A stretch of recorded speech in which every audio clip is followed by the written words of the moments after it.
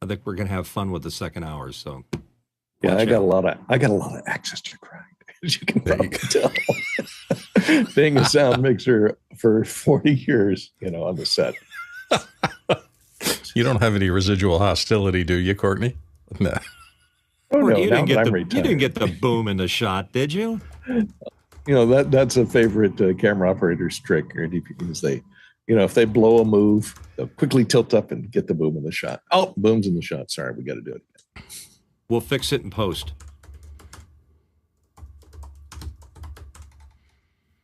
Well, isn't that a technique a lot of people do to get good audio when it's tough? It's just forget and put the boom in the shot. And well, yeah, now they can paint it out in the wide shots. If you just shoot a reference frame, clean frame, and they can track it and usually paint it out pretty easily post. And it gets the sound a lot better, rather than, that's because the DPs like to, and directors like to shoot wide and tight at the same time. And you can't capture two camera perspectives at the same time easily, other than use a wireless mic and a boom mic at the same time. Nowadays, do they mix the two together at all, or they go with one or the other? What, the microphones? No, they're on separate channels. The lavs and the boom. Separate channels on everything. No, but I'm saying in post. They can mix them later in post, yes, to change the perspective of the shot. Yeah, one of the things you learned, at least I learned early, was that some of my lavs matched well with some of my shotguns and some didn't. So even as subtle as in the Sony line, an ECM 44 would not match with like a 416, but a 77 would. So you kind of try to listen and figure out what's the nature of the sound coming out of this microphone. And can you intercut it easily, or will the poor sound people have to do a lot of fiddling to make it close? Courtney, are the trams still a thing? I still have some. Oh yeah, trams with are the great. dragon clips on The vampire clips, yeah, they were vampire huge. Clips. I meant vampire, sorry, dragon. Yeah. Tram TR50, they still make them. Yeah, really good for a costume piece. They lost a lot of popularity to the COS 11s, the Sankins. Sankins are a little easier to hide, and they don't form a big lump under a T-shirt. Trams do. That was actually, the tram, I think, probably helped the industry by coming out with all of that extra mounting stuff. And they didn't just give you a tie clip. They gave you the 3 or 4 mounting leather accessories. strap with the clip on it. They really thought about rigging. Triangle thing. The sticky triangle. Oh, man. I taught that so many times in those early days. Well, they didn't give you that. You had to make it with. That's right. Give me some gaffer's tape.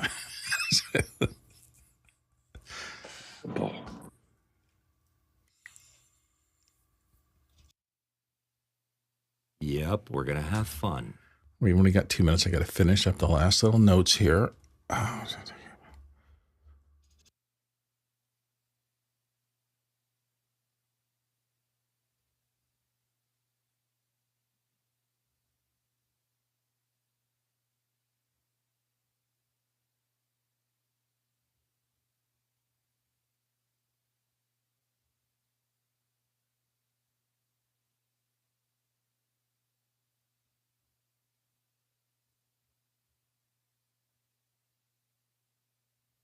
once again, thank you all for being here. TJ, great to see you this morning here.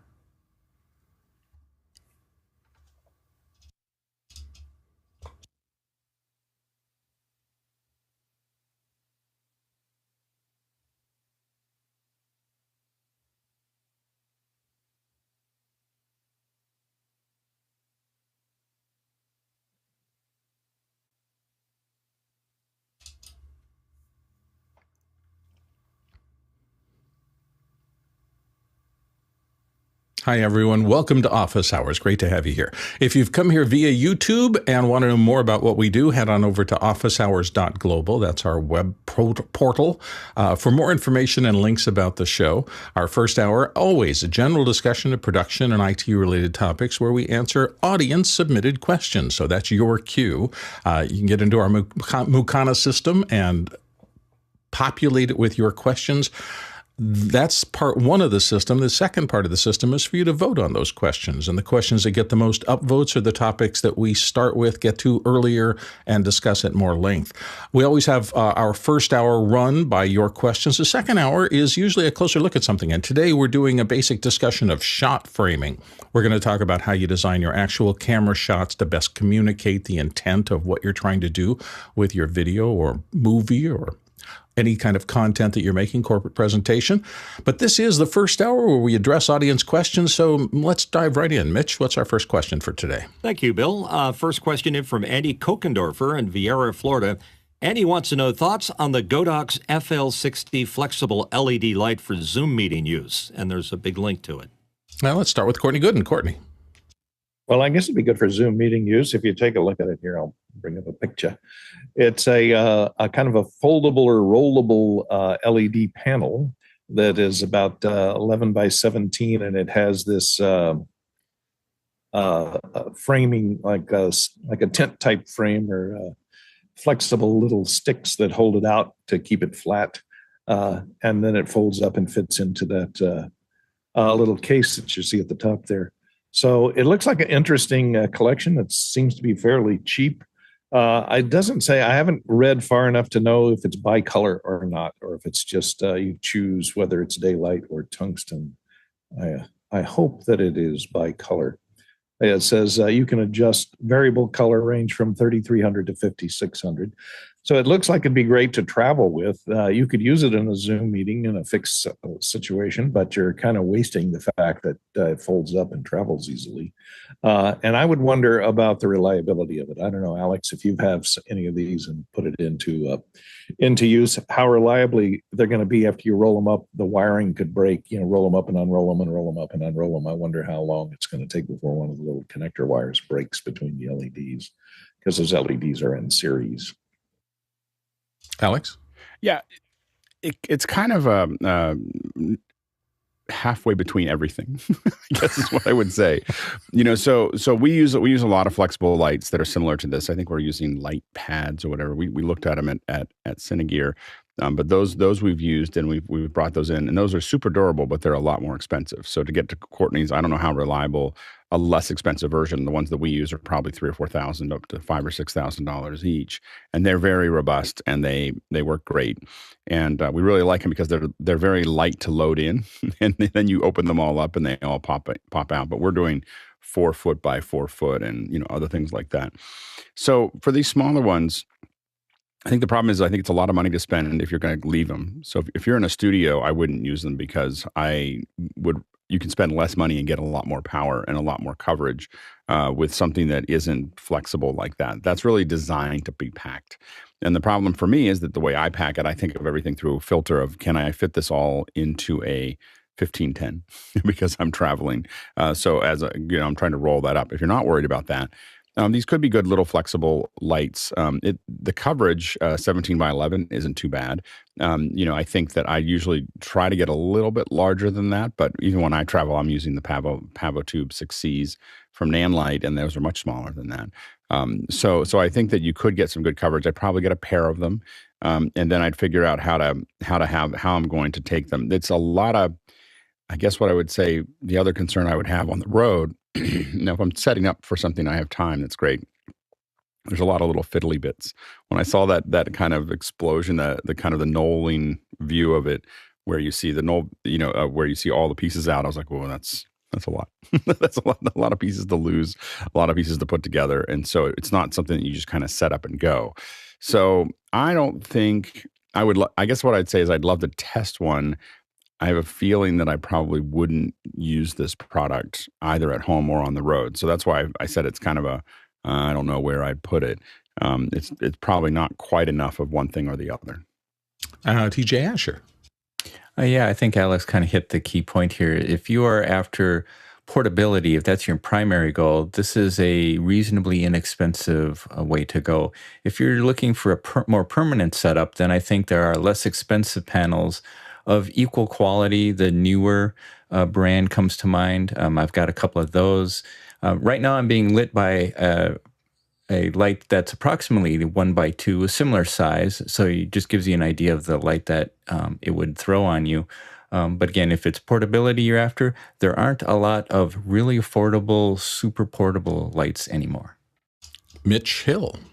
Yeah, I agree. I think the portability factor is there, but my concern would be as a key light, how soft can it get? And just by the virtue of the physics of being on a flat, flexible piece, unless you're putting a piece of diffusion in front of it, I'd be afraid about how soft the light can go. Like my little Nan light over here has the ability to focus the light to the edges, which bounces out and comes out pretty soft.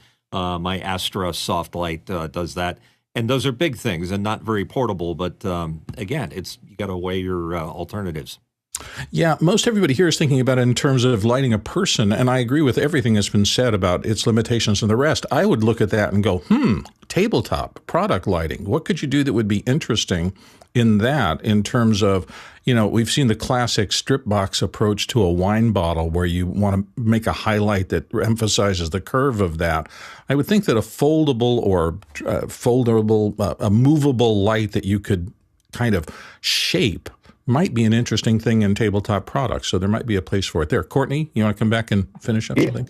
Yeah, I thought of another use for it is that because it's flat, very flat and flexible, you could use it and pin it to a wall with push pins. If you're in a location where you can't get a stand in, you're in a real tight location, you need to put a large light that looks like a window beside somebody.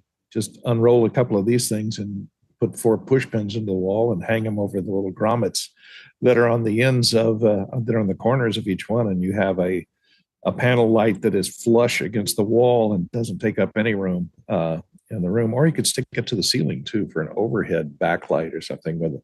Because it's very light, you don't have to have a bunch of stands to support it. You could hang it easily from a suspended ceiling without too much trouble. And it does come with something that looks like a wireless receiver of some sort. So maybe that it has a wireless remote control that lets you communicate with it, or it has a app that runs with it to control the color, temperature, and brightness wirelessly. Yeah, so this has been a good discussion about it. I mean, gaffers are a magical group of people when they really have a lot of experience in terms of taking an instrument and making it work for a variety of things that maybe those of us who just do interviews or something like that don't think about. So, interesting product. Thanks for the question, Andy, and let's move to the next one. Next question. Bo Cordell from Charleston, South Carolina asked, thinking it's about time for an NAS network attached storage from my home network. Looking at Synology and would love it to run Docker for VPN, DNS, etc. What models should I be looking at? TJ Asher wants to weigh in on this. TJ? Yeah, generally you're going to be looking at the Plus series. And what I would recommend is going onto the Synology website. They have a really nice wizard that will kind of guide you through potential models that you want to pick up. You choose if you're going to be a home or small office or business or enterprise. And then from there, it kind of scales out. Do you want to run virtual machines on it? Then, okay, how many do you want to run? How much connectivity do you need to have? And we'll start guiding you to the models that Synology thinks are the best. As always, the more memory and the most processor horsepower is the best. There you go. Let's move to the next question. From Scott Wasserman in Detroit, Michigan. I'm so appreciative of the team that makes everything with office hours happen on a daily basis. What's the status of the YouTube chapters? I've been missing it recently. Alex, can you help us out? Yeah, normally this would be a Sunday question, but we decided to go ahead and answer this one here. We're just making some shifts on the back end, and sometimes you throw the ball to where the receiver's supposed to be, and they're not there yet. So we're almost done. I think that should be updated today or tomorrow, and I think almost all the chapters will be back in, and then we'll have it working fairly effectively. There's a bunch of changes that are happening. You'll see over the next 6 weeks as we reorder this. We're doing a lot of work on the back end to change the way we process all the video, and you'll start to see us do things like separate the first hour, second hour, have head and tail them, do a bunch of other things as we kind of get ready for the fall. So there may be some glitches between now and the end of the year, but it's a really great team, huge team that is making all of this work, and you'll probably see us do a lot more adjustments over the summer as we get ready for the fall. I just have to put a spike in the ground and say I've just been gobsmacked at the amount of technical knowledge, the innovation, and just the pure effort that the volunteer team in the back end of After Hours always brings to this. It's astonishing to watch these highly skilled professionals and people who are learning skills come together and make this happen. So, and I think it's really interesting is that we're really creating a different kind of content. So we're not, there's not anything to base it on. so you're constantly like, and now we will do this, and there's no real peers to look at. So you as a pioneer have been taking a few arrows here and there? There's a few arrows. That's why you don't have them right now. There's a few arrows that got stuck there. So yeah, that's the way when you're breaking new ground. Let's go to the next question. Fred Eric Eckert from Bad Erdenab, Germany. I'm looking for a display with a built-in horizontal flip for a teleprompter setup. Screen size is 24 inches. Recommendations. Alex, what do you know? It's really hard to find a cost-effective 24-inch that has a built-in flip. So there are. I was trying to think of. Prompter people sells their prompters. Their 24-inch prompter will flip, and I just don't have one around to know which one that is. It's just a brand, but it's a very unknown brand that does that. Most of the Lilliput monitors will do a flip. So Lilliput that's built in, that's been in their 10-inch monitors and 15-inch monitors and 7. I'm going to guess it's in their big 23-inch production monitors, but that'd be really expensive to use as a teleprompter monitor. In the past, mostly what we've done is used the decimators. Decimator will flip it internally, and that's usually, I think the monitor that you find is 24 inches that will flip internally will cost more than a cheap monitor that's 23 inches that has a decimator. So you can use the decimator for other things. Mitchell Hill. Yeah, Alex just hit it a little put, and I think the small HDs will do it also, but just check to make sure. Courtney Gooden? But most of them are in the smaller size. I don't know of anyone that makes a 24-inch. I've been using, for prompter monitors, I've been using the 15-inch eYoyos. They have built-in horizontal flip, and they're pretty inexpensive. They're, $110, $150 for a 15 to a 15-inch, and most of them are 4x3, so they're not really wide. That if you're going to use them reflected into a beam splitter, they should be more 4x3 than 16x9 if you're going to keep your eye travel within the range of the camera lens. So you can look up eYoyo. You can find them around. They're a Chinese company.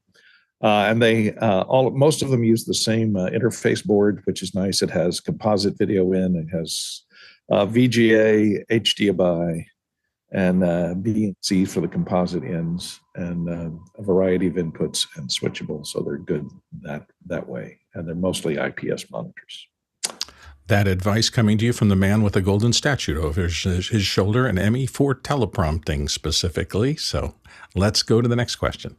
From John Fisher, pardon me, in Oklahoma City, Oklahoma, does using a micro or mini HDMI adapter on the end of a passive HDMI cable noticeably affect the cable's maximum length before signal attenuation?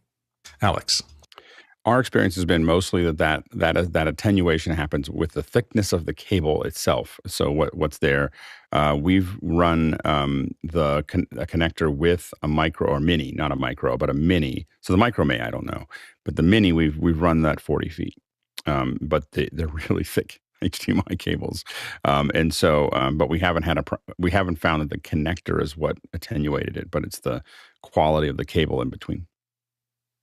Mitch Hill. I've got a mini hooked up to my Sony camera here, and it's about 30 feet long. I've had no problems with it. And Courtney.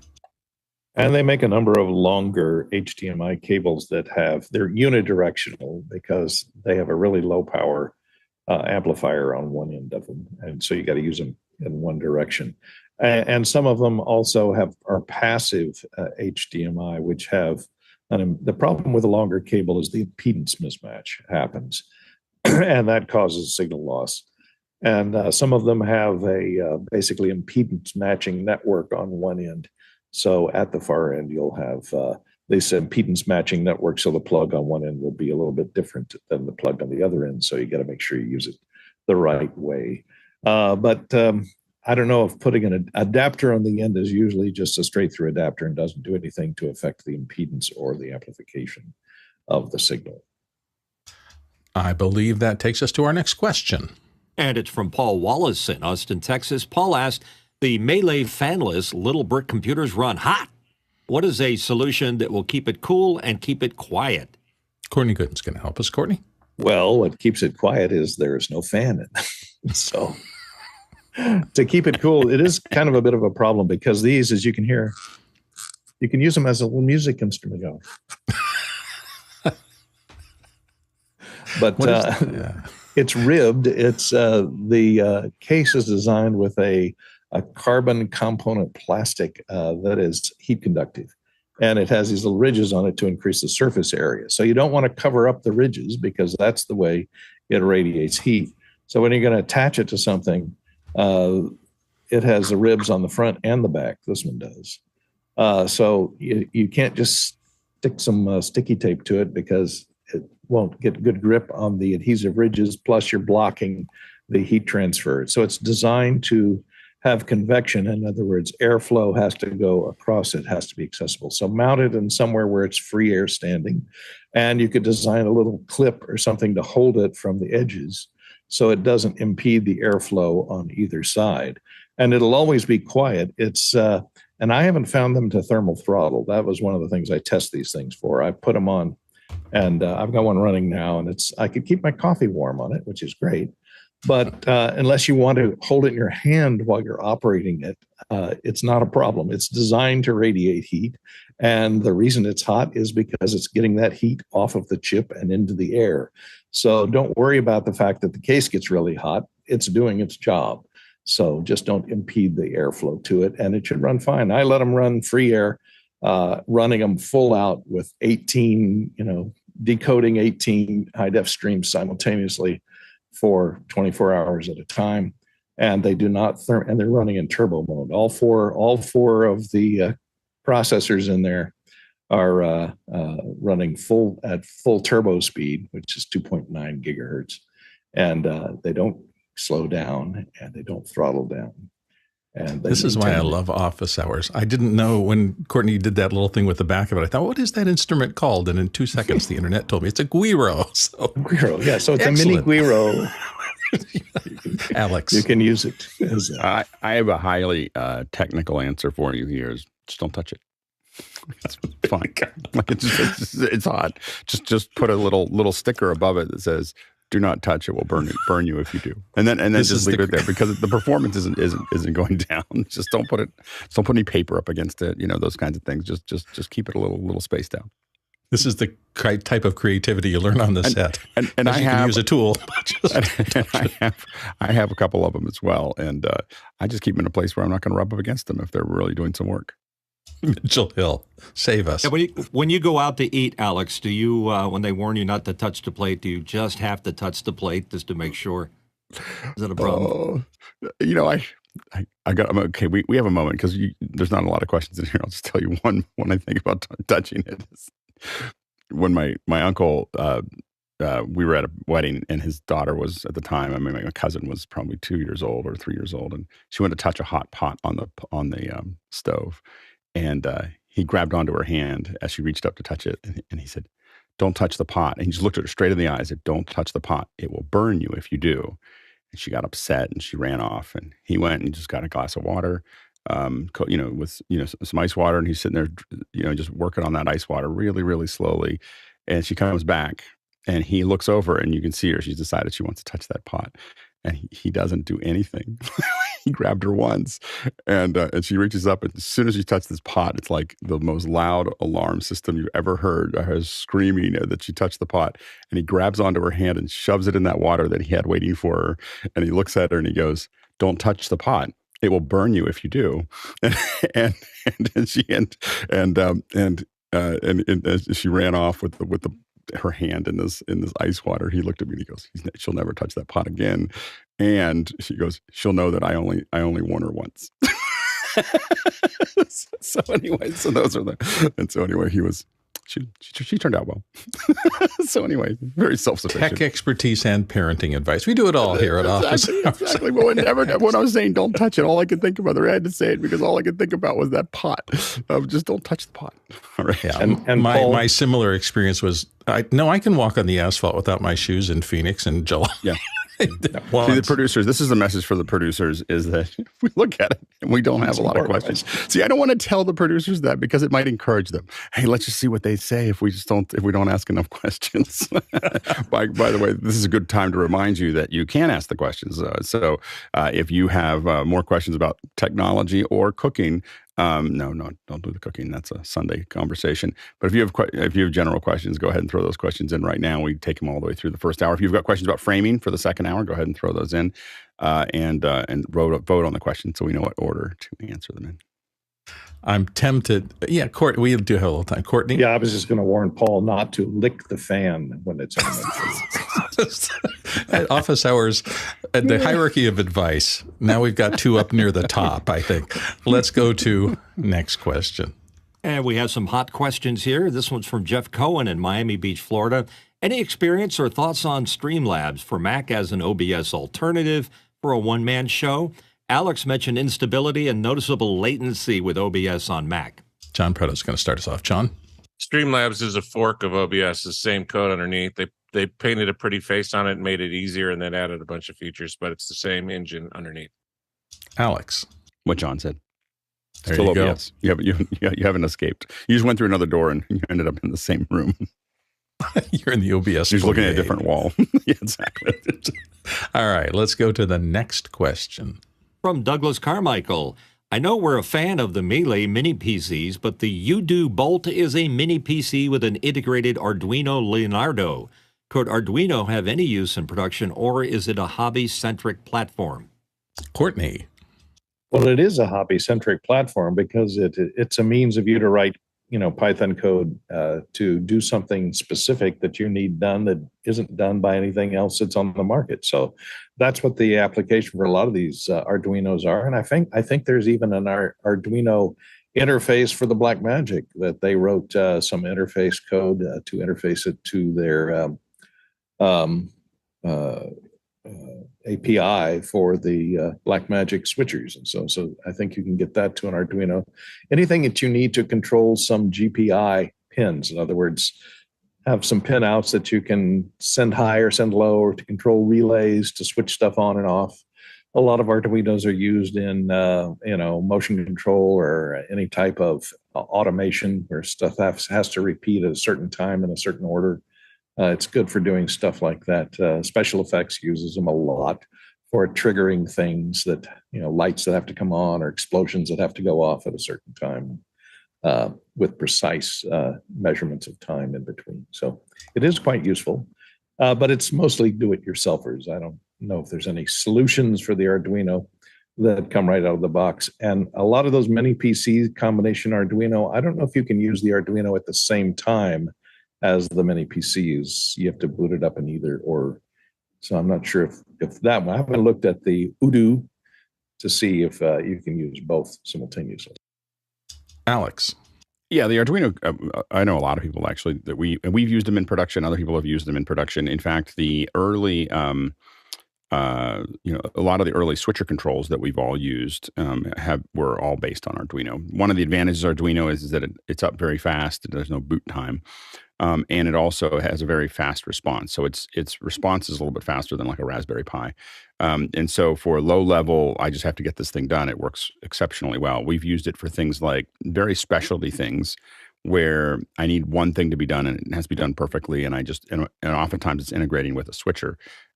So I think that those are I think that Arduinos are great. We've talked about doing more with Arduinos in the labs, and we may still go back to that in the future. Oh, darn. I was going to grab that question because, TJ, it would have made a great test question for the reader conflash, the integrated Arduino Leonardo. It's not the easiest thing to say. Let's go to the next question. Jack Ruppel from Breckenridge, Colorado has this question. Filming with a QooCam Ego, left and right images are produced. I'm trying to use a gimbal so the full resolution may be recorded. Boy, and that's spelled QooCam. I would have never found that on the web. Alex. Yeah, so it's a great little camera. I mean, I haven't found, I have one too, but I haven't really found a lot of uses for it. I collect little left-right cameras because I'm always trying to find just the right one to make it work. And this one might be an update to the one that I have. And so, I mean, now I'm tempted. Anyway, it is, excuse me. It is a, what you probably want to do is look at an RS2 or an RS3. So you should be able to lock this into a DJI, RS gimbal system. And that will definitely stabilize it. It's more expensive than the camera. I don't know if a lot of them, the problem is the ones that are at the price of the camera or less are typically going to not handle that much weight. So they're really designed for GoPros or small action cameras. And so the ones that are in that $300 or less, I think you're going to find can't manage the weight well. So you might end up spending more money on the gimbal than you did on the camera. I would love to see some of the footage that you shoot with that camera though, because it looks pretty it is important to do what you're doing, which is to stabilize it, because when it moves a lot, assuming you're looking at it in 3D, if you're putting goggles on or something like that to view it, it makes you sick.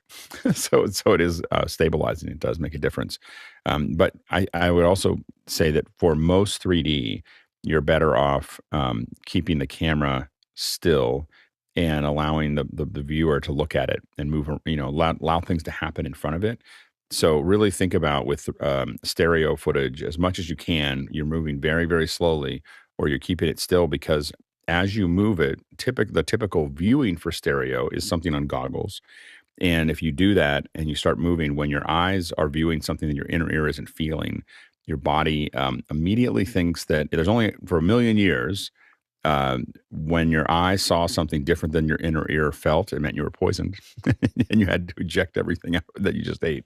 So this new thing that we've done in the last 100 years of putting things on our eyes that simulate that becomes problematic. So you want to be you moving the camera a lot, definitely shaky camera, but even moving the camera a little bit can make people ill. Courtney. Yeah, I wondered I was looking at its shape. It's a stereo camera with a viewfinder on the back, and I was wondering if the viewfinder has a lenticular screen. That would be interesting, so that you could see kind of a 3D representation on the screen if you get the viewfinder screen. I think it does, actually. It does. I think it does. Have a I think it has. lenticular Yeah, I know that screen. with the hydrogen that I have, the Android hydrogen that Red put out for a while, that's exactly what they did. Is they put that screen on the back in it. Lenticular stereo vision lenticular, screen on the back. Interesting. Next question. Here's Chris Sabato from Albany, Oregon asking, I'm using a Hitachi Fiberback and CCU, and I'd like to convert single mode fiber to multimode and back to take advantage of an in-place multimode cable. I'm not having any luck finding converters that are not network specific. Alex, can you help him out? Yeah. All I'll say is that I get it. You have multimode that's in place already. So you're trying to, I don't know of a lot of converters. When we do cameras, we'll never touch multimode, with our camera backhauls. Like I'd rather run it separately than use a multimode in a system. It's not for what we do. It's not stable for very long. Multimode is great for if you're doing networking, which is probably why you have it in the building there. Single mode is very hard to do that way, but you are trying to send something from one place to another very stably and over a long distance. I would not put multimode into my system. I like to make that work unless I was going to convert it to an IP signal and send it over as IP. So I wouldn't try to use it as a true multimode signal. I would rather say I'm going to turn this into whatever packet delivery I want, and then send it over that network as a network signal. But I wouldn't do it as a video signal. Would you recommend to somebody, if they're building out a facility, to run both single mode and multimode parallel to each other? No, I only run single mode. I won't have any part of multimode.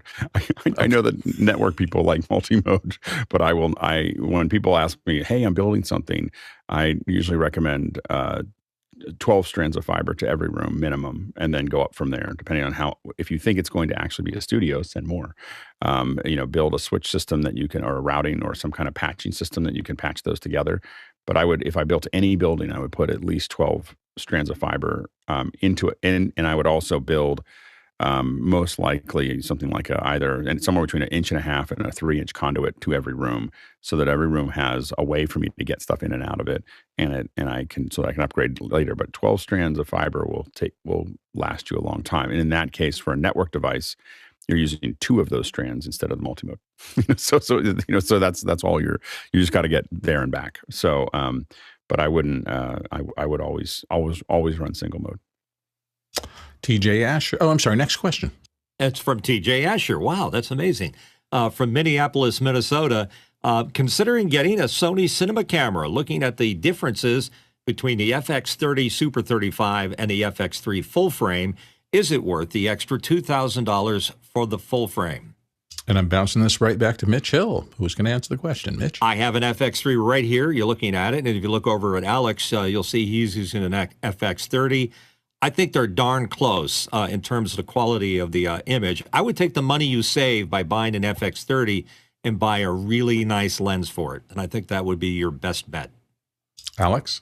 Yeah. What f-stop are you at, Mitchell? Do you know? Oh, gosh, I think it's 2. Right. Yeah. So like the one thing is that what you need is a faster lens. So I think one of the big advantages of the full frame sensor is that you can get a zoom lens. So my room would be much sharper if I put a zoom lens on this. So I chose to go with a prime. This is a 35 millimeter 1.4, because you can't get 1.4 in a prime. So it's a 2.8 prime. I'm sorry, 2.8 is about the widest you can get for a zoom. So to get the bokeh that I have, I'm really thinking about either going less expensive and testing like the Sony 6400, which is about $800, or more expensive and getting an FX3 for my house and the FX30 or travel or whatever. I might keep this one for my house because it works well. But I think that my leaning is I would, if I did it again, I'd be tempted to get the FX3. Get a full frame sensor specifically. And the FX3 is full frame? For some reason, I thought yes. It was FX6. Yes, most definitely. And it's funny you should say that, because I'm thinking that if I were to do it all over again, I'd get an FX30 and save the money. Yeah, but the problem is that that means that you can now use zoom lenses at 2.8, and they'll have a very similar bokeh to what I have right now with a 1.4. And so you have a wider range of lenses that you could use. So I probably would, if I did it again, I'd probably go to a full frame sensor. But I'm still thinking of it. And where that also comes, if I have a fast for lens like this, where it really becomes nice is when you're traveling. This makes a big difference because I open it all up and it's very forgiving of whatever hotel room I'm in, whatever, person, wherever I'm staying, everything gets soft. I would like to make it even softer so it just kind of blurs out from there. And I know that there are tools that will do this, but I never think that they look normal.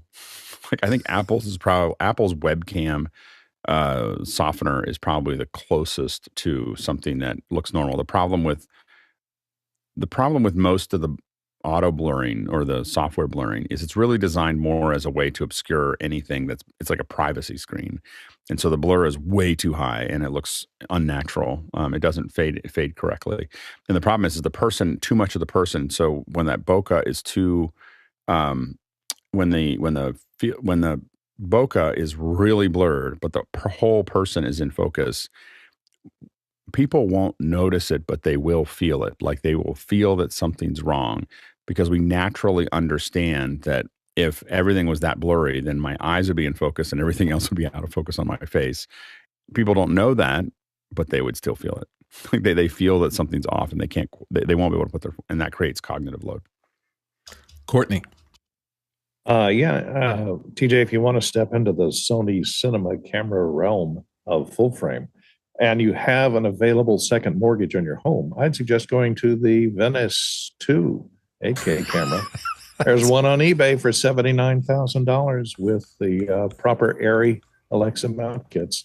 So for those of you who prefer duck hunting with a howitzer, this is your solution. The price of my Sony F950 was $82,000. So it's, you know, and used, it was used. So the same thing, the price never changes for a used high-end Sony camera. It just gets better. So Mitchell, save us.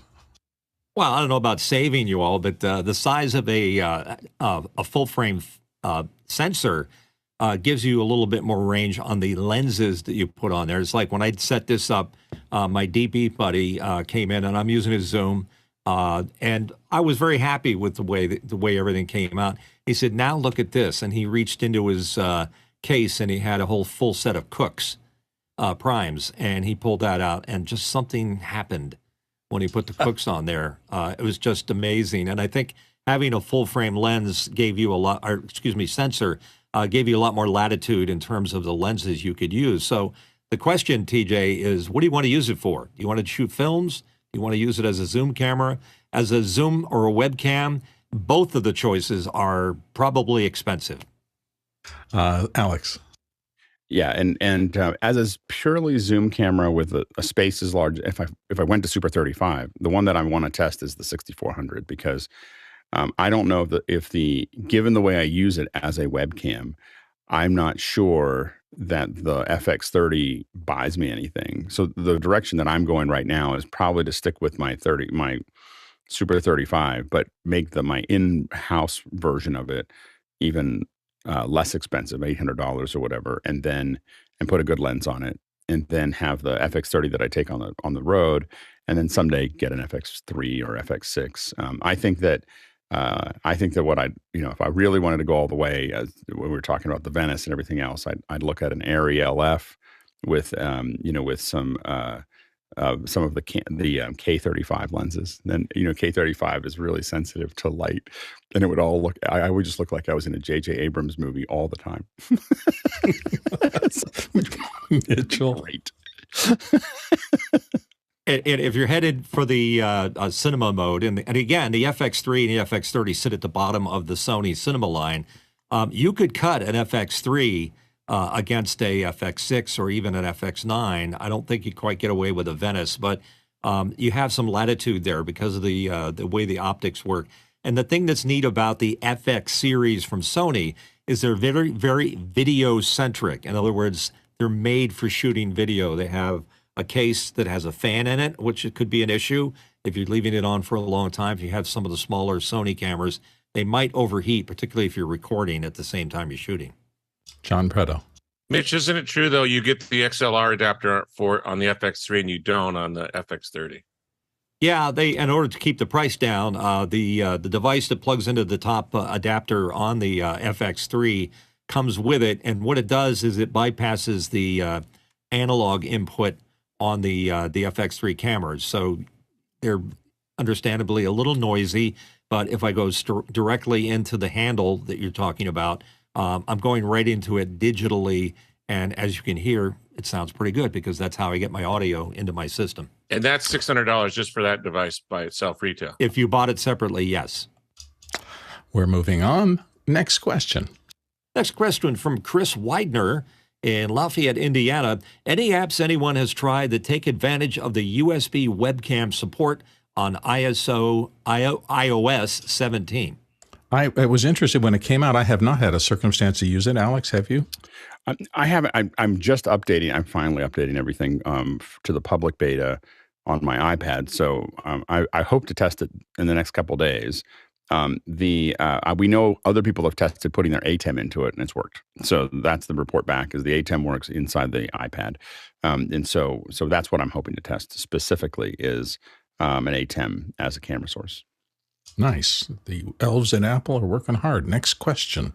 From David Brady in New York, New York, and 11 floors above Times Square. David asked, menu bar management, a 14-inch MacBook MBA is my daily carry. You get some MacBook Air. Air. Okay, got it. Thank you. What is the black surround at the camera, around the camera? It consumes some precious menu bar real estate. How can you change the load order or access items that might not fit on that screen? Alex. Yeah, I think that this is where the Air is showing up. It's going past the camera, kind of like what we have with the iPhone, I believe. So those are that's the area that they need to make that work. I actually don't have. I think that in the startup menu, you can set your load in, and I think that will affect the order of what you see there. So basically, I think it's in your users, and I'm not 100% sure of this, but I believe in your user settings. And I'd have to restart my computer to test it. So, so we probably won't do it now. But I believe that you can that it will you can set what order that those startups are loading, and that should affect what's going across the top. Interesting. I've never tried that. Courtney, thoughts? Is that the they call the pill area that surrounds I believe it? so. I think that's what he's talking about. They make into the menu, and I think originally there has to be a little black margin around the lens opening to avoid the LEDs that are in the screen from refracting and reflecting off the surface glass back into the lens. So it's kind of a little safe area around the lens, and they tried to hide it more by putting a digital black area in the LCD around it, calling it the pill. Interesting. Next question. From Matt Halverson in Brookings, South Dakota, what is the hourly rate to rent a small production studio space in your area of the country? One studio engineer included in the rate. We're trying to figure out how our rate compares. Thank you. Alex, what have you run into? Oh, it depends. Yeah. So it so depends on how big is the studio, how much gear are you including with the studio, is anything included in it? So in one that we use the most often with an engineer is probably about $2,600 a day, but that's 60 by 60 by 30, without any grip gear. Or any lights. So that's literally just the raw space with someone to manage it. But you can, I think when we did rent our space out, a smaller space, and we charged about $800 a day. And it came with a fair bit of gear and someone that could answer your questions. They didn't run the space. Like, we didn't sit there and just stare at you. But we had someone that was there. And so ours was a little less expensive. And so it just depends on how big, but ours was a quarter the size of that space, and not nearly as high or anything else. So I think that it really depends on what you're doing. I think what you want to do is start doing the math of what are you paying for it? What does all of that cost to put it in? I would go the other direction. What's your rent, electricity, servicing, margin, all those things that you want to get. And I would look less at the rate around you and more at, like, what does it take for this thing to actually make money? And then try to figure out. That's the first step for you to know. You need to know what it takes to actually make money at it. And then you can kind of move from there. Courtney. Well, right now is a good time to rent stages because there's not a lot of production going on, at least in Hollywood and New York. Where you are in South Dakota, maybe won't be affected as much. But as Alex says, it depends. There are several small stage packages, and in LA is the only thing I can gauge by. They come with a variety, there are a variety of sizes and a variety of equipment. Some of them have lighting packages included. Some of them include electricity, and some of them have, dining areas and makeup areas. It depends on how extensive a little stage area you're looking at.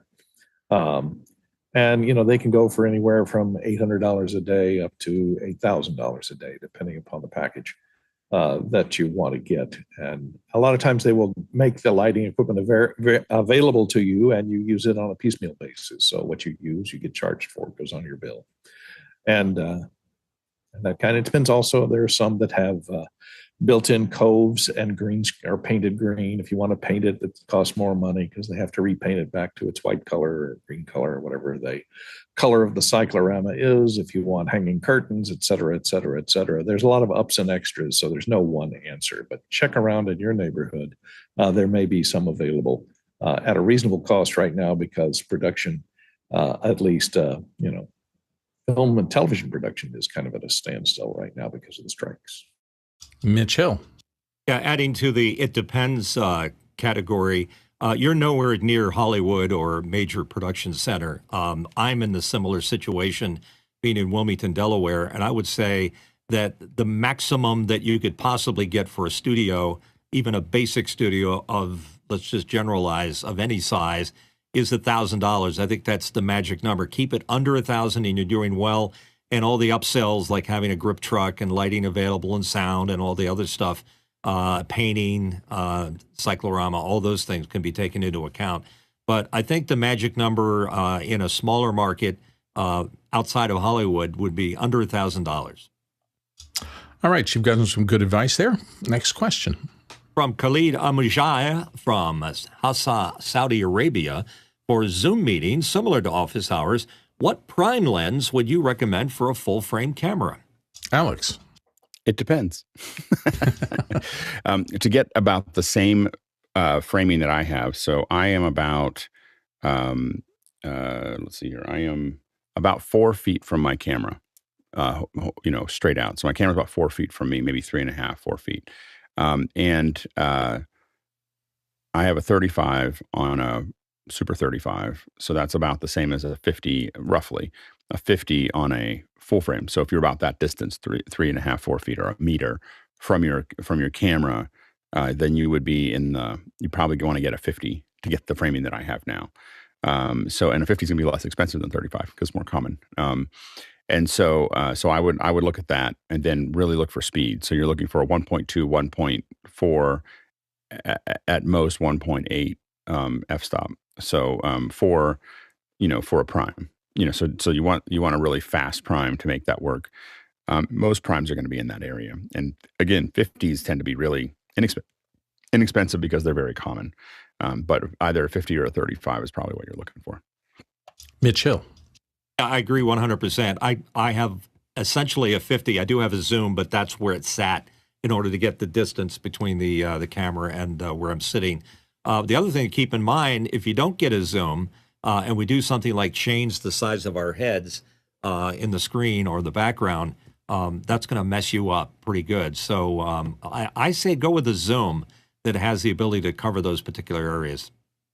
Yeah, and test that, the camera set back from your face distance does matter a lot. I think I'm on a 22 millimeter setting on an 1835 f1.4 lens, and it gives me this. If I put a 35 or a 50 on this, I would have to be adjusting the distance to get the same head size, and it might run out of runway behind the camera, particularly if you're in a standard home office kind of circumstance and you have to be close to a wall. So TJ. Just to give a price comparison on these 50 millimeter lenses, a 1.8 50 millimeter will run you about $200. A 1.4 50 millimeter lens will run you about $400. And if you want to jump up to something like an f1.2, that's an extra $1,000. It's going to be $1,400 at the minimum. Yeah, the build quality of those lenses are very different. Somebody who's looking for a really fast lens at f1.2 is pretty serious about what they're doing. And those lenses are built for the professional photographer / videographer. They're no small construction process in there. They're often more resistant to water and humidity and everything, and they're built to a much more precision scale. So let's go to, Mitch wanted to get in. Mitch? Oh, just for comparison, we were talking earlier about cameras, the FX3 and the FX30. As I said, my friend, after we got this $1,500 Sony lens, the GM lens on, he put some Cooke lenses on. A set of Cookes, just for comparison's sake, is about $250,000. Yeah, that's some pretty decent glass. Let's go to the next question. Alexander Knight from Vancouver, British Columbia, Canada. Now that AI and large language models are being incorporated into Davinci Resolve, what else would we like to see implemented? For me, a way to keyword search for the entire media for words said would allow for quick edits. Courtney? Yeah, I'd like to see maybe AI applied to dialogue editing, because there's something that requires a lot of finesse and a skilled dialogue editor, because they do little tricks like, if you're doing an over the shoulder, you have to bring in the dialogue of the facing away from the camera person from their close up to overlap the cut before we cut to them. So little things like that, decisions like that. And for example, matching camera perspective. So when it cuts to a wider shot, you bring in more of the boom microphone to match the camera perspective. AI could make those kind of decisions and create a AI assisted dialogue edit of your film. If it just paid attention to the size of the shot and the channels that were available to it from the ISO tracks recorded by the sound mixer on the set. If each person has a lavalier and there's a boom, it could decide and mix between the lav and the boom to match the camera perspective and pull up things across cuts so that you don't hear cuts on the picture cut. You don't hear the dialogue cut at the same time to mask those little tricks. And interestingly enough, Apple did this with Final Cut Pro in the early days when they first, Final Cut Pro 10, they actually have an AI built into it that identifies singles, two shots, group shots, and things like that, and uses that to apply tags that you can use should you want to. Now, I don't think a ton of editors understand that capability is there and just may not be interested in using it, but it has been in development for 4 years to try to do those kind of things. It isn't perfect, but it's there, and they've been playing with it. Alex? Yeah, I think that there's a lot of things that an assistant editor would do that you could probably have this AI do relatively soon. I think that's the real danger for assistant editors, is that I can throw you a bunch of footage. I can tell you to, it could theoretically organize a lot of that. If I give you the script and I give you the footage that I have, eventually AI, you're going to be able to just dump it in and it's going to build you an assembly. Like, here's the assembly of what you just did there. We do that a lot where clients will highlight things that they want and don't want. And if you look at what some of these AI things are doing right now, is you could say, get the best take from each one of these, and put it in there, or stack the takes up on top of each other and just build that whole assembly with all the takes, broken up into each their own little clips. Building that assembly out. And so a lot of that stuff could be done relatively quickly. That doesn't mean that the editor doesn't have something to do. They just have a lot less to do. So they go in and now spend that time really, working on what makes them different. What makes a great editor is that all the little things that they do, and it's not the assembly, so a machine being able to assemble everything, again, on a large project, it puts at risk the assistant editors. On a smaller project, when you're just working with a client, what it means is that very quickly you can throw a bunch of footage in there and very quickly get something back that is an assembly. And then you can sit there and spend the time you would have spent stacking all that stuff up and putting it all together, doing something more, working more on the creative. I think that's what's possible. So we could end up with a lot of better things. I think also we are going to get to a lot of the things that we didn't do before because it was too expensive. Will get done, coverage of smaller events and everything else, because it doesn't cost anything to do it. Yeah, one of the wow moments in watching editing, Thomas Grove Carter, a fellow I met early in the Final Cut world, shot and edited Ed Sheeran's music video for Castle on the Hill using this process. And there's a function in Final Cut Pro called auditions that allows you to stack multiple takes of a single setup or shot, no matter how long they are. The interesting thing about it is you can literally watch and say, no, I want to see what the other options are for this shot. And you can just rifle through them, and your timeline expands or contracts based on how long that particular take of that shot is. Watching him say, I just want to see the different alternatives for this shot in context and play it on a loop and see which one feels better to me, was like a wow kind of thing. Those are the kinds of capabilities I think that AI is going to make more and more easy to accomplish for all the editors as time goes by. Let's move on to the next question. Robin Cutshaw from Atlanta, Georgia, asking, the Sony a6700 seems to be the new darling. Anyone have one or tested one? Alex Lindsay. Definitely interested. I mean, I meant to say 6700, not 6400 earlier. That's the one that I'm looking at testing for my home office. It looks like it'll do a lot of what I'm doing with the FX30 right now. Mitch Hill. If I were to test it and I don't have one, I would be concerned about using it as a webcam and heat buildup, because I don't believe it has a fan in it. Our FX series do. It's been tested by a lot of folks, and they said that, I mean, there's some tests that are online right now, and what the response has been is that in your studio, it'll be fine. In bright open sun, maybe not the right solution. So outside, it fell apart at about 30 minutes in. So it was hot outside in the sun. It was problematic. But in a studio environment, or in a standard studio environment, it worked fine. Okay. And or A700 also has problems with heat, so I would test it before you bought it. Next question. Next question from Paul Wallace in Austin, Texas. Courtney, follow-up question. So adding a heatsink, in your view, would be extraneous, and do you replace the power supply connections with power pole like in this video? And there's a link to it. I have, oh, sorry. I need to be called up. Courtney, go ahead. All right. I will. I haven't looked at this power pole. Take a look. Oh, I see. So it's like a stick that you mount. Is it an external heat sink that you have to like solder in or something? Didn't find the right one. It looks. Oh, no, I didn't find the right one. I'm not sure where that link leads to, but if you, like I said before, if you put it freestanding in the air, the radiant surface of it can do okay. You could put a small silent fan on it to speed up the air across the surface of it. That would be good. But as long as you mount it where air can get to both sides of it,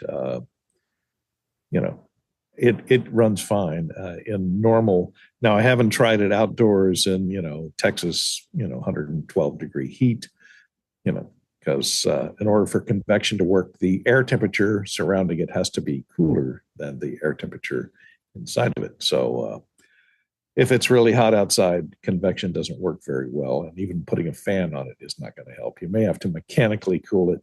One trick that I used to have with my PD4 or PD2 DAT machine, which suffered from heat problems, and we'd have to shoot out in the desert somewhere where it's in sunlight.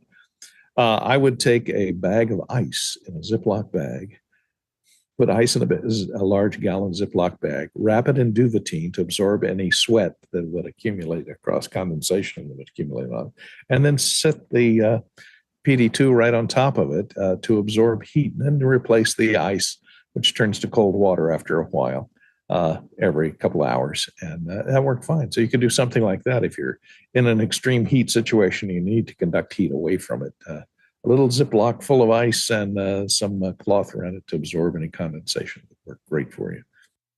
Let's try to do one more quick one. Next question.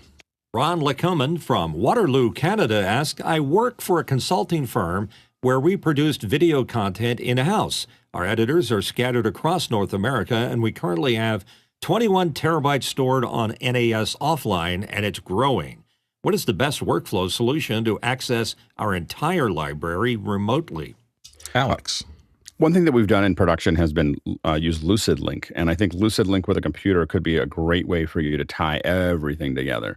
So I think that that would be the place that I would probably start. So take a look at LucidLink. Another one, if you're all on something like Resolve, you could think about things like the Blackmagic Cloud. But those would be the first two that I would probably consider as a way to have everyone kind of really work on all those files at the same time. All right. In just a couple of minutes here, we're going to be going to our second hour discussion.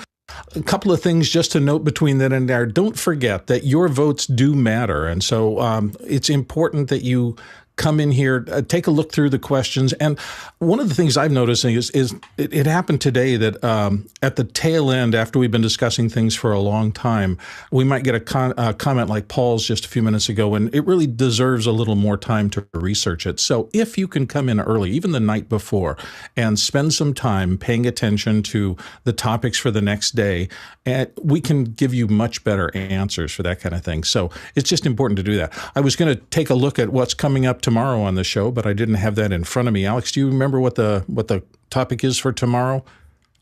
Yeah, we've got Boomerang coming tomorroh. So they're gonna be here, and then they're gonna go and then come back.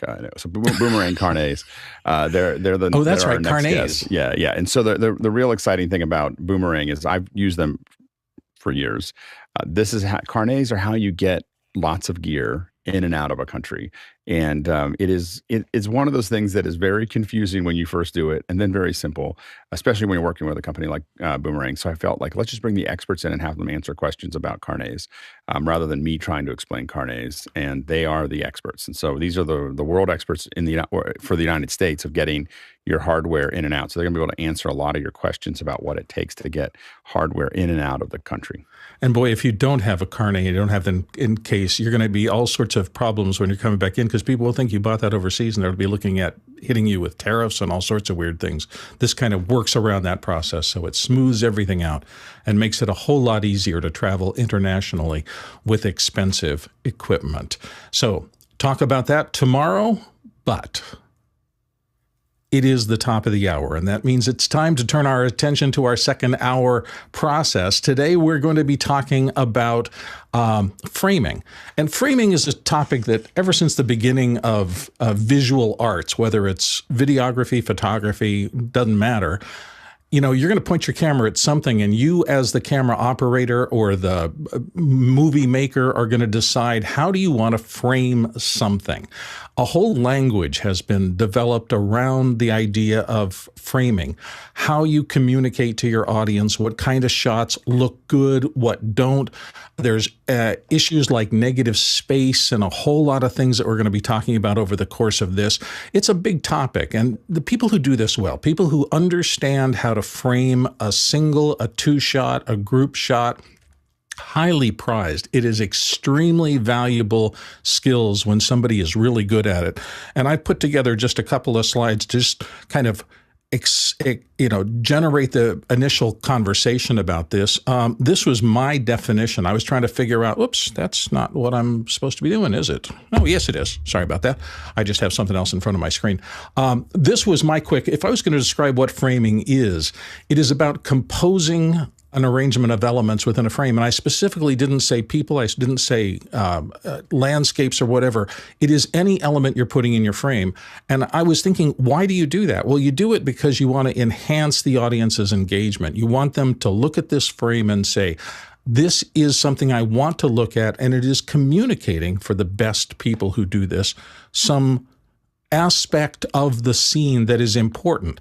Here's some of the terminology that we're going to be using today, just some of the things that somebody who is concerned with their framing think about. We've talked about rule of thirds. We've talked about these things like singles and two shots or establishing shots. And that kind of makes sense in the real world. But some of this is also just industry jargon. A cowboy, what is that? Well, it's a particular kind of shot that you've seen over and over again. You probably didn't realize it was happening. But this is the language of the industry. I pulled some examples visually because we're talking about visual things, and I got them from two websites that I've used for a little bit of time. Studio Binder has a lot of really good content, and so if you're learning about shots, this is a good thing. ShotKit also is a good one. Very quickly, we're just going to do a couple of shots here to kind of orient. When we're talking about the size of a shot, this was a pretty nice one that Studio Binder put together. They're talking about, when we're talking about what is a medium close-up or a medium shot, what is it that you're trying to get visually accomplished? And these are traditional framing ideas. And so when you say, I want a close-up, having this kind of generic idea means that 5 people won't give you 5 wildly different interpretations of what a close-up is. And if you meant actually an extreme close-up when you said close-up, you're not going to get what you're looking for. So here's some examples. Just real quick, we're going to pass through here. Here's a single. So one character dominates the frame. Now, I mentioned earlier that the language evolves, and this is what is called a dirty single. It's still focusing on one character, but it's also using the idea of an over-the-shoulder, which is another kind of shot we'll get. But the reason they call it a dirty single is that the diehard character here, or the actor, is basically all that matters in that shot. Here's a two-shot or a double, sometimes it's called, but it focuses on 2 characters and gives them kind of equal weight in a frame. 3-shot obviously is the same thing for 3 people. And you'll notice that even how the cinematographer arranges the people, you know, Ron on the right side of this frame is a little more dominant than either Harry or Hermione in the shot, which means that we're probably paying more attention to him. And one thing you also want to notice about that last frame, if you go back to that let me go back, there, sure. Is that if you this is the subtle stuff that I think a lot of times, especially when we're doing camera ops, you know, we need people to be focused on. Is I'm going to cut to leave yours up, Bill, and I'm going to cut to yours, but I'm going to take over a little bit. Okay. So if we look at this here, one thing you want to look at is the fact that there is still what we call nose room. Let me turn this back on. Hold on. there's nose room here. So even though the three of them are taking up this frame here, we're leaving a little bit of space here. And that means that gives you focus. That gives the focus that direction. If we moved them all, if we took this frame and we moved them all over so that Ron was here and we moved it over here and we left space back here, the viewer will expect something to come in and get them. So the viewer is waiting for something to happen because there's more space behind them.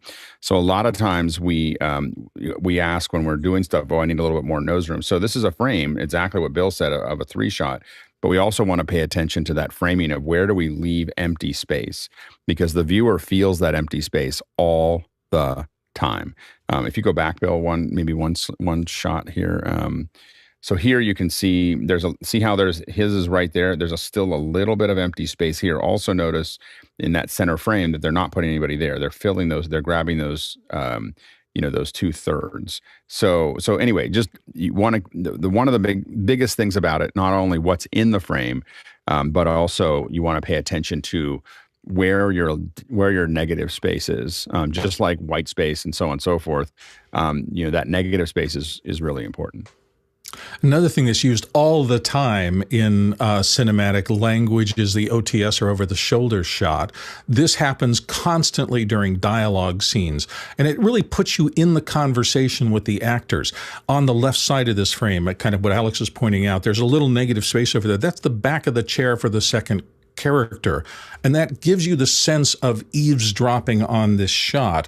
And there's actually interesting, I'd never heard the term used, but they call it an over-the-hip shot, and it does the same kind of thing. You're seeing the secondary character in this, but they've lowered the camera, and instead of the over-the-shoulder, which keeps you as an equal part of that, this over-the-hip shot kind of is more intimate. And even Tom Cruise's acting in this shot gives you the sense that there's a looming character kind of trying to put him in a subsidiary position in terms of his character.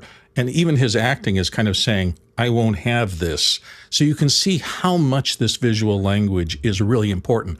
Here's the POV, or point of view shot, used all the time to give you a sense of you are now the character that is talking in the shot or is being examined by everybody else. I mentioned before the cowboy shot, and it's kind of a special thing, but I found this great frame that talks about the cowboy shot. It doesn't have to be a single, although often it was that kind of Clint Eastwood shot in the middle. It's shot from mid-thigh up, and it's really a dominant look at the hero in the shot.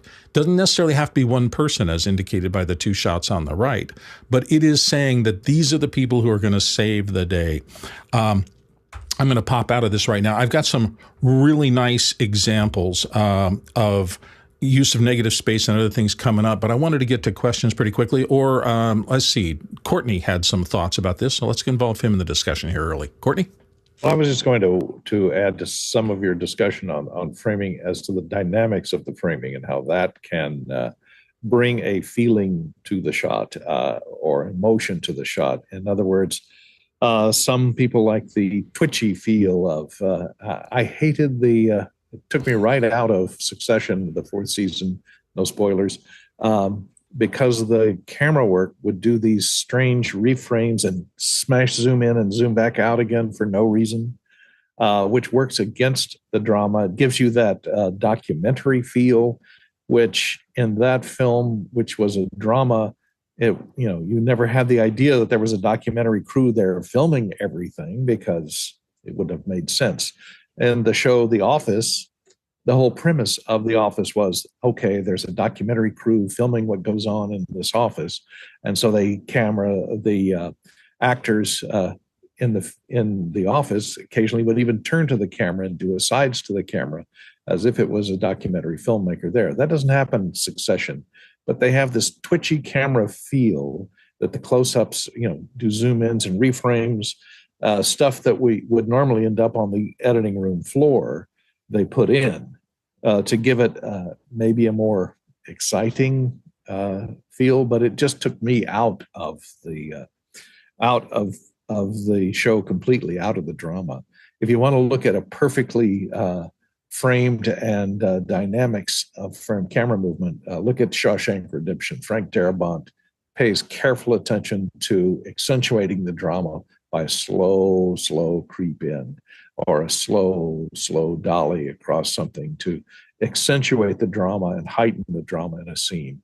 And by slightly changing the framing on a very slow basis, you can really add to a scene, add to the emotion of a scene and the dynamics of a scene. So that's what I just wanted to say about the dynamics of framing as well.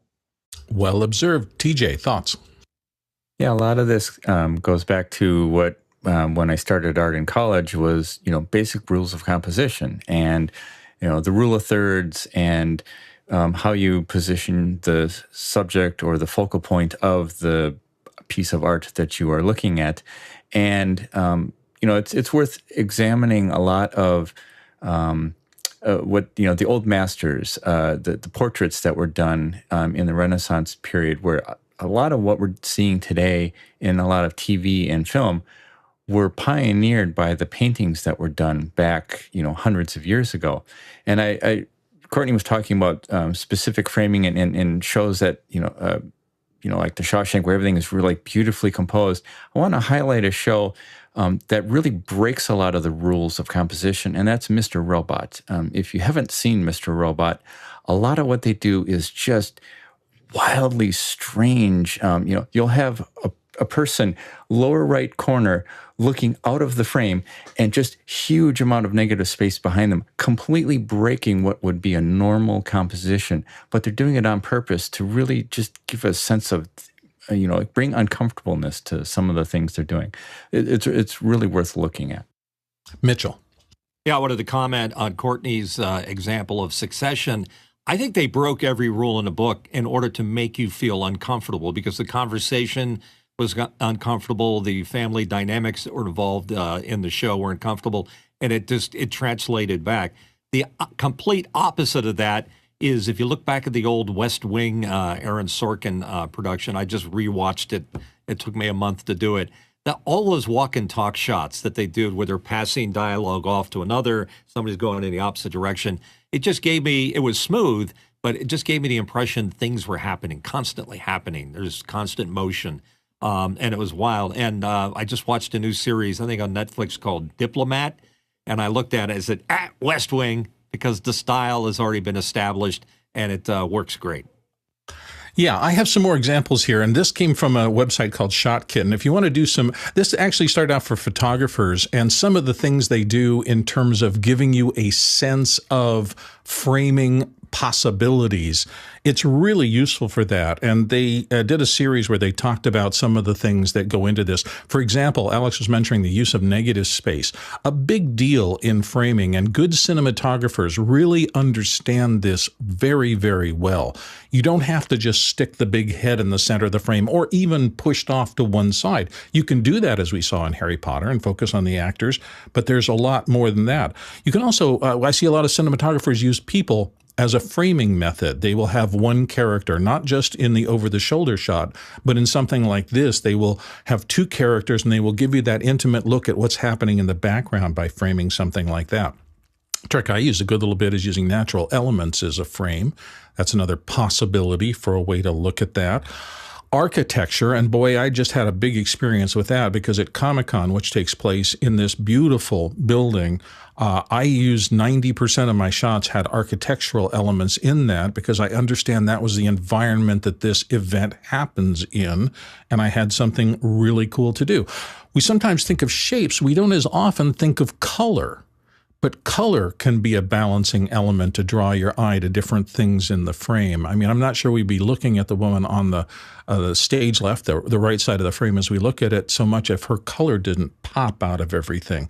Another thing I used at Comic-Con a lot, just kind of instinctively, was the shape of the person that you're working to change the composition. If her arms were down rather than up, this would be a very different compositional shot. They talked about using light and shadow And that is something, this is why everything goes into making a shot beautiful. Your lighting crew or the people who bring reflectors and things like that to pop up a subject out of an otherwise neutral looking scene can be very important to framing shots well. Props. Is there something that you can use, like the umbrella on the right side of this shot, to really draw the viewer's eye to that intimate moment and say, these people are in love probably, because who else would be sharing a transparent umbrella in a rainstorm? It's a beautiful piece. We talked about out of focus elements. The whole foreground in this shot is out of focus. And one last one, which I thought was interesting. It mentions using a sense of depth. Well, how do you create that? Somebody very cleverly in this shot used it by taking the security mirror and finding that intimacy in the shot by using a reflection off of window or something like that.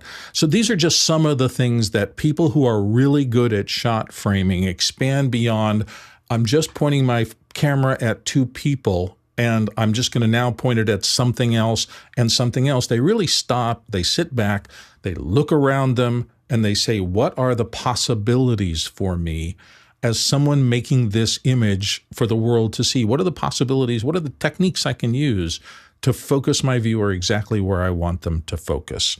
So hopefully that was useful for you. Let's dig into our first generic question here. Coming to us from Vincent Alvarez in Bellingham, Washington. Vincent says, canted, Dutch, tilted, angled 1966 TV Batman fight. What is the correct terminology for composition? It is not level. Note, we currently use all of these. I'm going to use a Batman instead of a Dutch. That's great. Courtney, start us off. Yeah, Dutch angle is what I've always referred to it, and I've heard it referred to. I think it originally in Batman, it originated from, because it came from the comic book panels. If you look at, a lot of those comic books, you notice the buildings in the background are at about a 45-degree angle in that comic book panel from Batman. So I think they were trying to emulate comic book panels, how they cut to different angles to depict action in a still printed matter. So we used to call them always Dutch angles. We had on shooting commercials, a lot of times we had something called the Duke, which because the producer, the client would want kind of a handheld feel to the shot, but they didn't necessarily want it handheld. So it could do a little bit of a Dutch angle. And so we had a football, which we would put on top of the head, and which is a Duke football, NFL Duke football. And we'd set the camera on top of the Duke football. So the camera was static, it held at a specific height, but it could tilt up, down, and the camera, it could Dutch left or right because the football is football shaped. So it gave a freedom to the angle without it looking too fixed and without it looking handheld. So we had the Duke mount and the Dutch mount. So. I love the creativity in this industry. Mitchell, thoughts? I agree with Courtney. Dutch is one of my favorite things when I can get away with using it. And the other thing I'd just like to quickly point out is that all of these angles and names and slang terms go way back, some maybe as many as 50 or 60 years as they were established, and they're still being used. So it's not dependent upon the technology. It's dependent upon, how you frame a shot that really counts, and that's never going to change. So we carry these names through a huge continuum. Yeah. Alex? I will say with these types of shots, I'd be very careful with them. So with great power comes great responsibility, and people screw these shots up a lot. And so you just want to be careful of, it looks like you don't know what you're doing very, very fast. So use them with care. Definitely think that, and generally if I'm shooting something for post, if I'm going to do something that's some kind of Dutch angle or something that I got excited about, I'm always going to shoot a straight one too, just to make sure that if the excitement that I had when I was there wears off, I still want the regular shot too.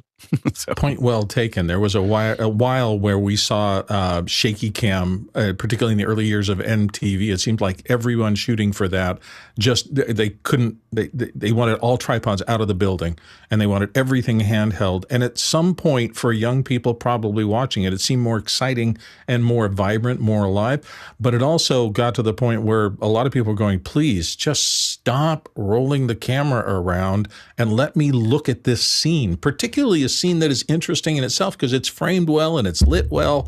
You know, I don't need to swing into it, land there for half a second and swing away. It was a pretty thing to look at. Mitchell, your thoughts? Yeah, to Alex's point, it's interesting how much you can change with options in post that you couldn't do back in the day when you had to shoot it, and that was the way it was. If you're shooting 4K and posting at 1080, you've got a lot of latitude there. You could create a Dutch angle or do a snap or do something else in post, so it's something to be considered. Point well taken. Courtney? Yeah, there are, of course, I advise against, as Alex said, use it sparingly, and I advise against actually tilting the camera during the shot. You can cut to a Dutch angle, but when you tilt it, it throws everybody off kilter and it feels like somebody's moving the room. They actually make here's a Dutch angle camera head. It's designed with rollers that can tilt, Dutch the camera left and right about 40 degrees. And it has rollers and it's arranged so that it will move about the nodal point of the head. So that keeps the center of the lens centered in the Dutch angle as opposed to just shifting it to the left or the right of the center of gravity of your shot. But, they do make them, they do use them, and I have seen swing adapters on many heads because a lot of DPs like to use them every now and then. But don't do it during the middle of the shot. For me, the key test was always, could I articulate why I want to execute this shot? Why do you want a Dutch angle here? Do you have a reason? If you can say, because the character is sick and I want to make the audience feel slightly uneasy, okay, I'll buy into that. But if the answer is because it looks cool, it might not. Or it might for a part of the audience, but it might equally turn off a part of the audience such that they're going to come out of the suspension of disbelief that movies are so wonderful about creating, where you're inside the story as opposed to on the outside watching it. And these things all tend to risk that. When they see something they don't usually see in their real life, which is your head straight up looking at a scene on a reasonable level, you're putting your suspension of disbelief at risk, in my opinion. Let's go to the next question. From Jack Ruppel in Breckenridge, Colorado, Jack asked, with the upcoming Apple Vision Pro on the horizon, do we need to think differently about camera framing, bokeh, and how it relates to spatial audio? Like a Kurosawa film, we can change viewers' focus with blocking and changes in spatial audio. Yeah, I think it's going to have some effects. Alex, what do you think? Yeah, I mean, I think that one of the things that you're going to find when people are shooting, number one is I think we are going to see some more stereo work that's happening.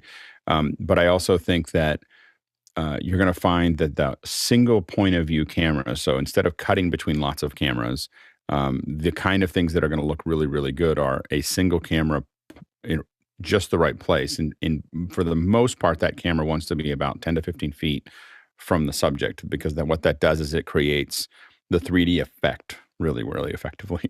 So you really feel like you're there. As you get further away, you don't buy as much. And as you get closer, it starts to feel a little cramped, but you can do it for effect every once in a while. But 10 or 15 feet from that subject is a really great space in about where you'd be at eyeline. And so I think that is going to change the way we think about things as we develop those. A lot of times I think what we're going to end up doing is shooting a regular 16:9 shot, that multi-camera for an event, and then have one camera that's placed exactly where it needs to be to make that happen. It'll be interesting. Courtney?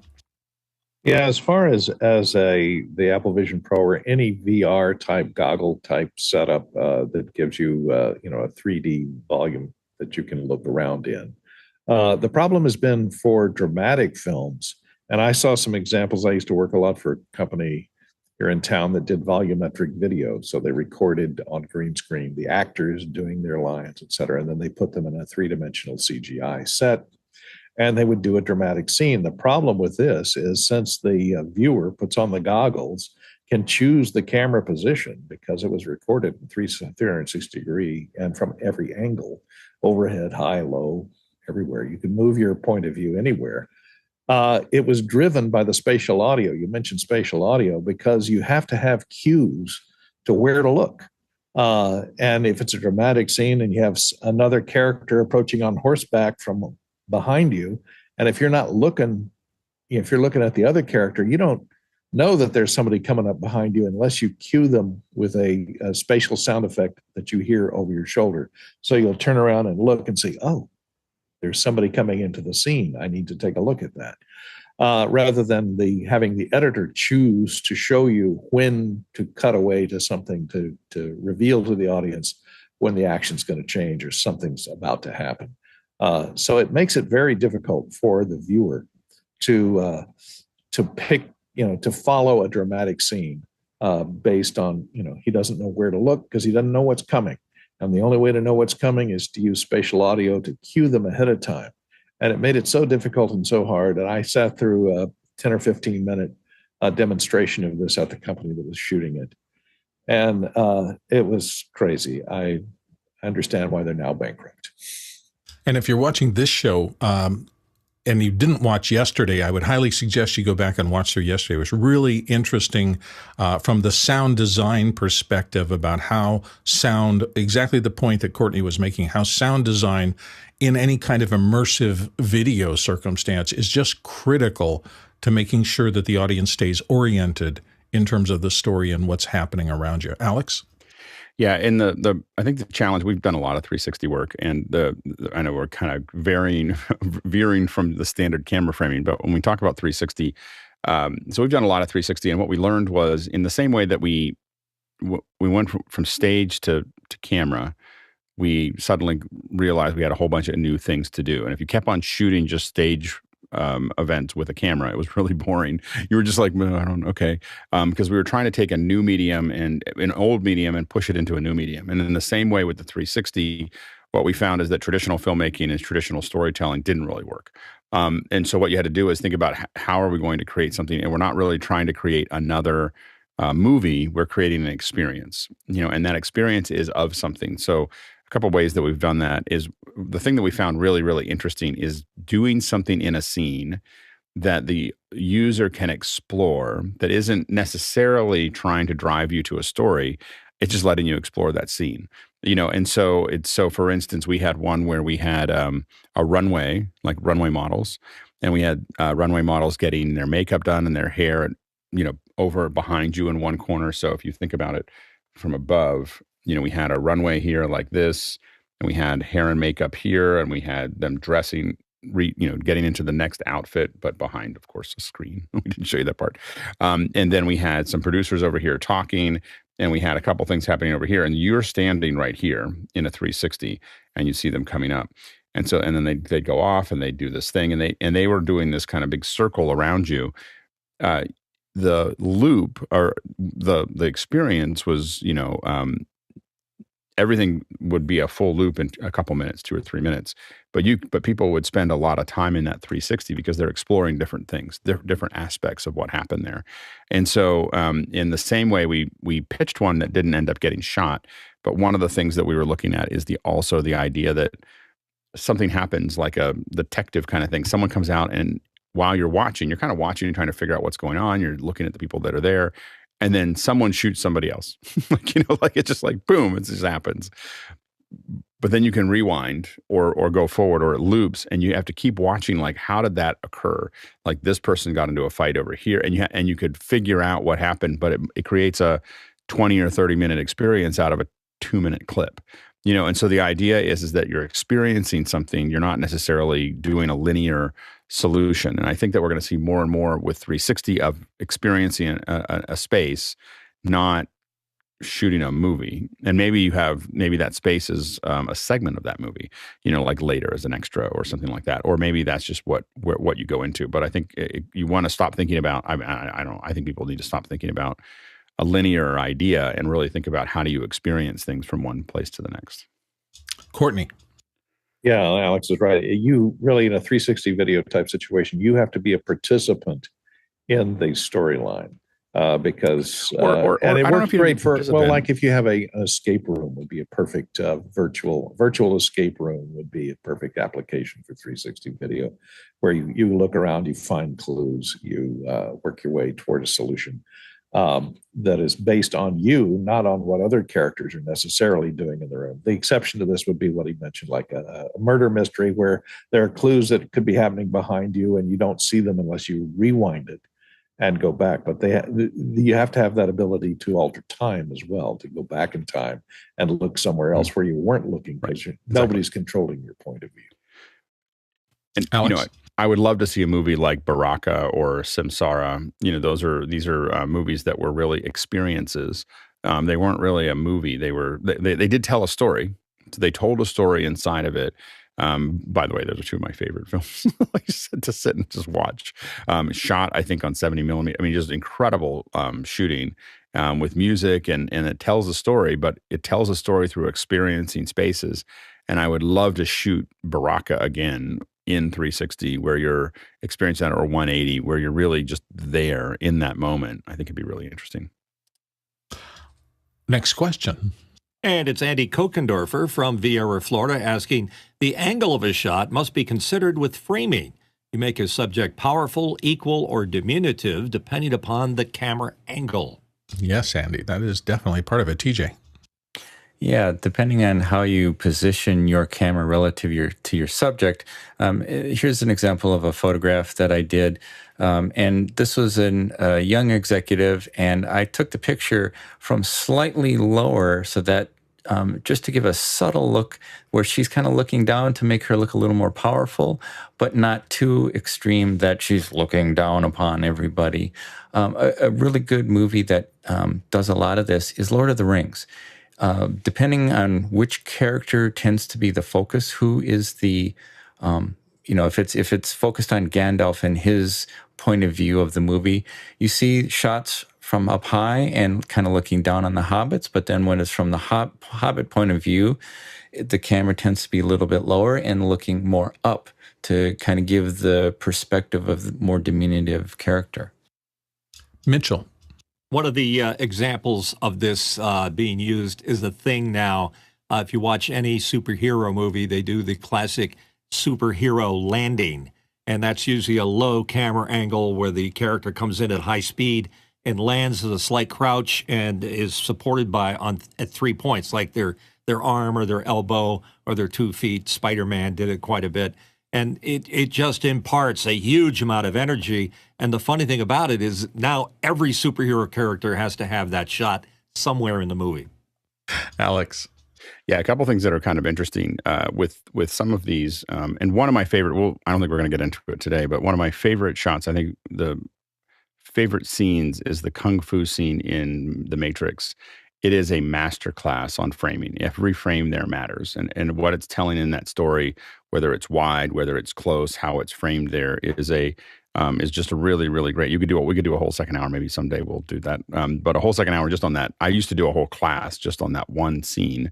But look at how they use a wide shot, pushing in, pulling out, how they frame with the body. All the things we're talking about are all in one scene that's there. A couple things to think about also is, generally, you'll find that the camera is at shoulder height of the main character of the scene. So generally, that it'll be just a little lower than them. It makes everyone feel a little bit bigger than what they are. And so generally, that camera is not at eyeline, but just a little lower than eyeline, and it makes everyone feel just a little bit larger. And if you start paying attention to it, you'll notice it. The other thing to look at is when you think about framing and the angle of the shot, is a lot of times people use that to mask things. So for instance, as someone who has worked with a lot of news organizations, I know that if I can see certain angles, and if I see a camera up high, I will immediately assume there wasn't very many people at that protest. So what happened is that it's a very common thing to do is I want to cover something. I want to make it look like there's a lot more people than there are. And I'll pull the camera up. So if I see that camera and it feels like it's above people's heads, I immediately will understand that, there weren't that many people there and they're trying to make a good frame. They're trying to fill the frame with people, because if they went down lower, you'd see that there's like 10 of them, or 15 of them. And so you want to pay attention to how news organizations as well use those cameras to fill out their story. It's not going to be that interesting. If you see 10 people sitting there with little signs, the people are going to be like, and if they shoot wide and there are only 10 people there, then that means that the news organization wanted you to feel like it wasn't a big deal. So the way that they frame those things, you have to understand, not just in filming, but in the way that we frame news, they are telling a story with their cameras and their camera angles, and you want to pay attention to them as you watch. And actually, to follow on with that, yes, when you get press kits from politicians, you will never see an angle given to you that doesn't show the principle in their actual best light. So the techniques Alex talking about, they want to make that principle look in control, in command, articulate, and the rest of that. And so everything in that press kit, that video press kit, is designed to push out that message. It's kind of what we're dealing with in the world of political media these days, is everybody's trying to make whoever their principal is look the best they possibly can. And I just want to point out, when I say that about the camera angles, that's the last 50 years. Not the last, that's not new. There's nothing new. It's the last 50, 60 years. The camera angles are pointing to tell the story so that it gets more advertising dollars. Yeah, I guess my point was that it used to be that you relied on the media or other people to shoot those shots. Now you're relying on... But I'm saying, the media's been doing that, what I'm talking about, for the last 50, 60 years. It's not, there's nothing, the media does that because it's a better story. They're still, I think we always want to make sure that we're clear that, and I'm just saying in general, it's not a conspiracy thing. It's just people just doing what they're doing to tell a good story. But just remember that what you see may not be a lie, but it may not be true either. And you just have to always take, just read through that filter. Now go back and watch Citizen Kane, which talked exactly about this. Next question. Jack Ruppel from Breckenridge, Colorado asks, with 180-degree video content framing, would that mean not where the camera is pointed, but the depth of field focus? Panel, please discuss. Alex, start us off. Generally, your main subject is still going to be in the center of a 180 shot. So you're not going to necessarily have people looking over to one side or the other. Everything's going to be generally in focus because that's the way that the 180, the 180 is so, the depth of field is almost infinite, not quite. But I think that you're gonna, but you're still gonna focus generally because that's where the highest resolution is for the camera. The lens is going to distort more and be softer on the edges than they are in the center. Courtney? Yeah, generally a wide angle lens means large depth of field. The exception to this was they came out with something called a planoptic camera or light field camera that used these micro lenses on the sensor itself. 1,000 or so micro lenses, so that it captured a whole bunch of wide angle shots at different focal lengths, and then software then reconstructs that image in the viewer. Litro was a camera that came out that was a light field camera that used this technique, so that you could choose your depth of field or your focus. So everything was either in focus or out of focus in each one of those little lenses that was formed on that light field, or could be constructed from the focused light on those, from all those little lenses. So unfortunately, it didn't work out to be very useful, and Litro failed in 2018, I think, the business. And so it just didn't take off because the consumer didn't want to decide where to focus the lens. It just didn't work. Litro was like the Theranos of cameras. Less fraud, but yeah. They kept on telling us what was going to be possible, and they showed it us also it just never actually weird, worked. That's what the camera looked like. It looked like a little something you get out of a cereal box. I bought one. I bought into it. I bought a couple of them. So it's not like I didn't, but I bought them when they were like on a fire sale or something like that.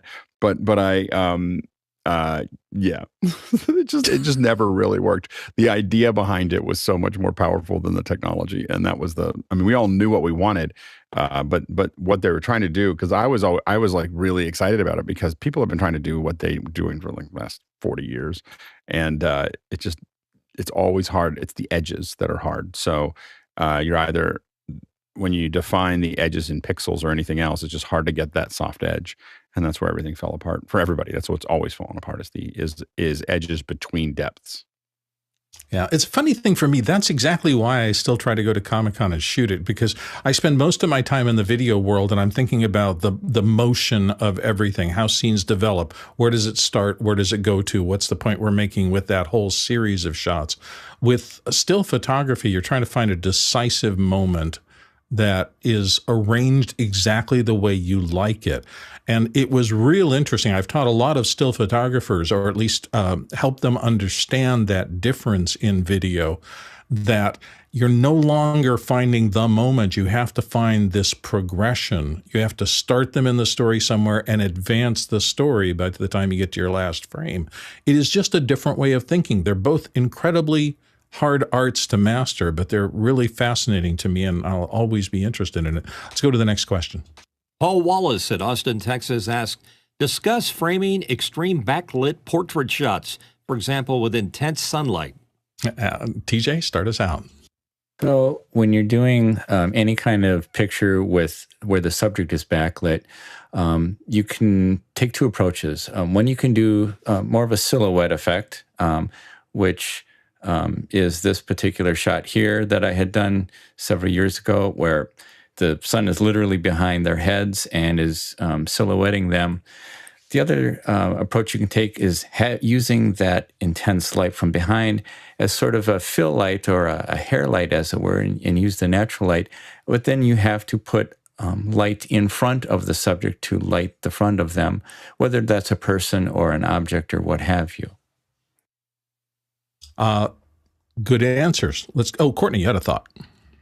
Well, if you want to see an example of something like this, look at Hateful Eight, Tarantino's film. He lit the thing, it's a period piece, and he lit the thing with bounced light, with strong light. And even their inside makes no sense. The lighting makes no sense whatsoever in the situation because they're inside a room for 90% of the thing, and it's an old room lit by firelight and lanterns. Yet there is bright white light that is shaft that's coming down from the ceiling in this closed room in the middle of a snowstorm. That hits a table and then bounces off the table, and that's what illuminates the actors. So you have this bright white light that kind of forms a halo around the actors, and then their faces are nicely, softly illuminated from underneath by the reflected light off the furniture and the desks and the tables and whatever's around.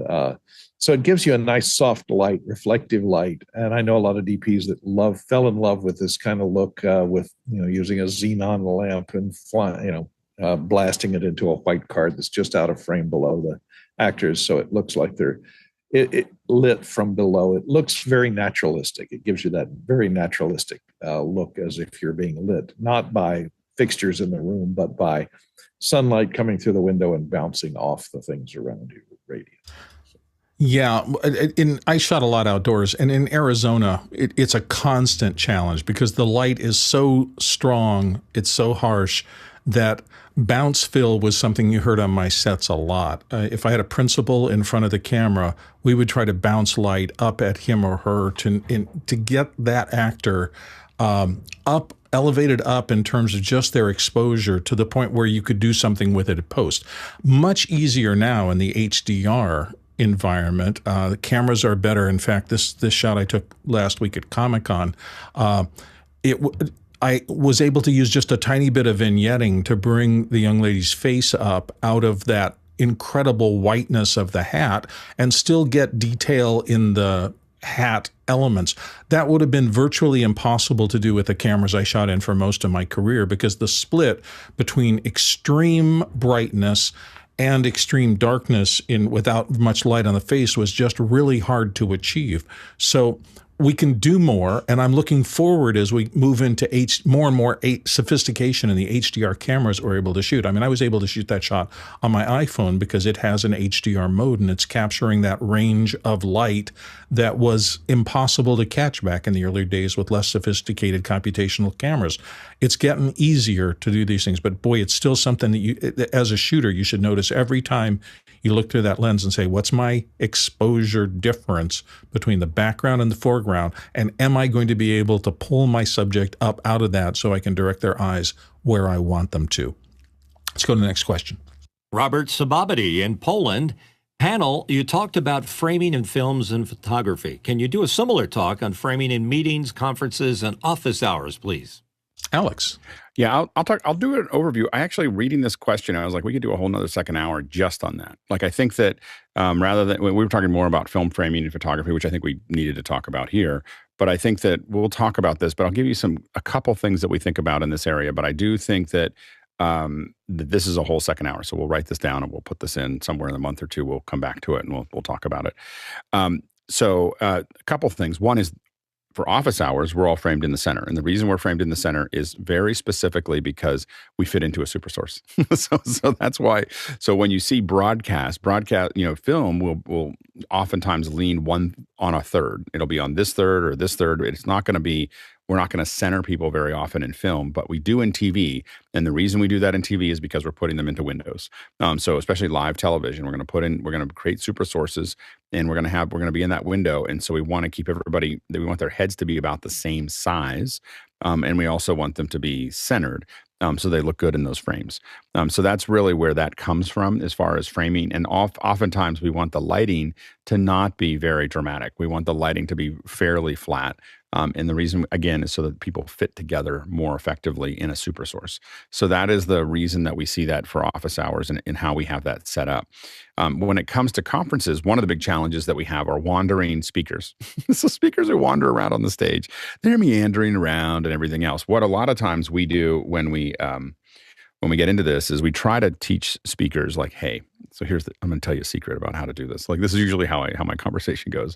So, I do a lot of these, and let me tell you, there's a way to do this that makes you look smarter, better, all these other things. And here's the deal. Here's our stage, and I'll tell them, if you just wander around all over while you're talking without any kind of plan, what's going to happen is that we have to keep you in what's called a cowboy shot the whole time. So we have to keep you about thigh up the whole time, or wide shots all the time, because we can't follow you because we don't know where you're going to go next. And so you're going to walk out of frame and in frame. So we can't get close up. Now, if we take that same frame and if you do this where I'm standing on the stage with them. If we mark some spots that you want to be at when you say things, we mark those out. Now, when you want to make a point, stop on that mark and look out and say what you want to say, and really make your point. And when you do that, we can now do a close up on you. So we can do shoulder up, close up, short depth of field. You're going to look amazing, and you're going to make your point. When you're setting up that point for the next point, walk over to another place that you want to be. So you're still covering it. People still feel like you're covering the stage, but go find your next space while you're building up for the next thing. But when you want to make the point again, stop and look out. And as you do it, we're going to get good at figuring out how, as we rehearse it, we'll know where you're going to be, but we're going to once again give you that close up, and we're going to make you look great. And we'll know what camera, we'll know all those things when you go over to this point. I know that this camera is your close up. If you're over here, I might know that this camera is your close up. And we'll rehearse it that way. You can tell speakers who have been trained to do that or not, because the speakers who are not just wander around. And the speakers who are trained properly for presentation, and just to put it in perspective, most speakers are never trained properly. They're corporate C-level, C-suite that started practicing a couple days ago, and they're not really doing that kind of thing. So, but when they're trained to do that, they definitely look so much better. It's also why when you see someone in front of a podium, we can make them look really, really good. I don't like podiums in general, but we love them because it keeps them planted. And now we can do these frames. One of the things about podiums that drives us crazy is that you have a podium here, and you have a speaker here, and you have a little sign that says whatever your show is, and people will frame it like this because they really want to make sure this is in the shot. You can do graphics for that. Like, you can put that somewhere else, put a little thing. Never do this. Like, this is a horrible thing to do. It makes the person look really small, and that's not what you want. So you want to make them look big. So you want to frame them here like this so that you can really see them in that process. But don't frame that front little piece, and don't frame the person standing here and there's a step and repeat, which is the worst. Step and repeat is like, I am old and have not progressed for the last 30 years. Like, step and repeat is just horrible. So you have all the step and repeat, and they'll want to frame the step and repeat. Here's the deal. If you're controlling this, put a logo where you want it to be in the background, but set your frame first, and then figure out where your logo is going to be. And that frame should be of the person. And then if you want that there, or better yet, put a graphic over top of it, and you don't have to have the step and repeat. The step and repeat's fine for red carpets, because that's what they want to make sure that no matter what angle you get, the logos show up. It's debris. I mean, it's really bad for live streaming because it's a lot of data that gets moved around. If you move the camera, it lowers it.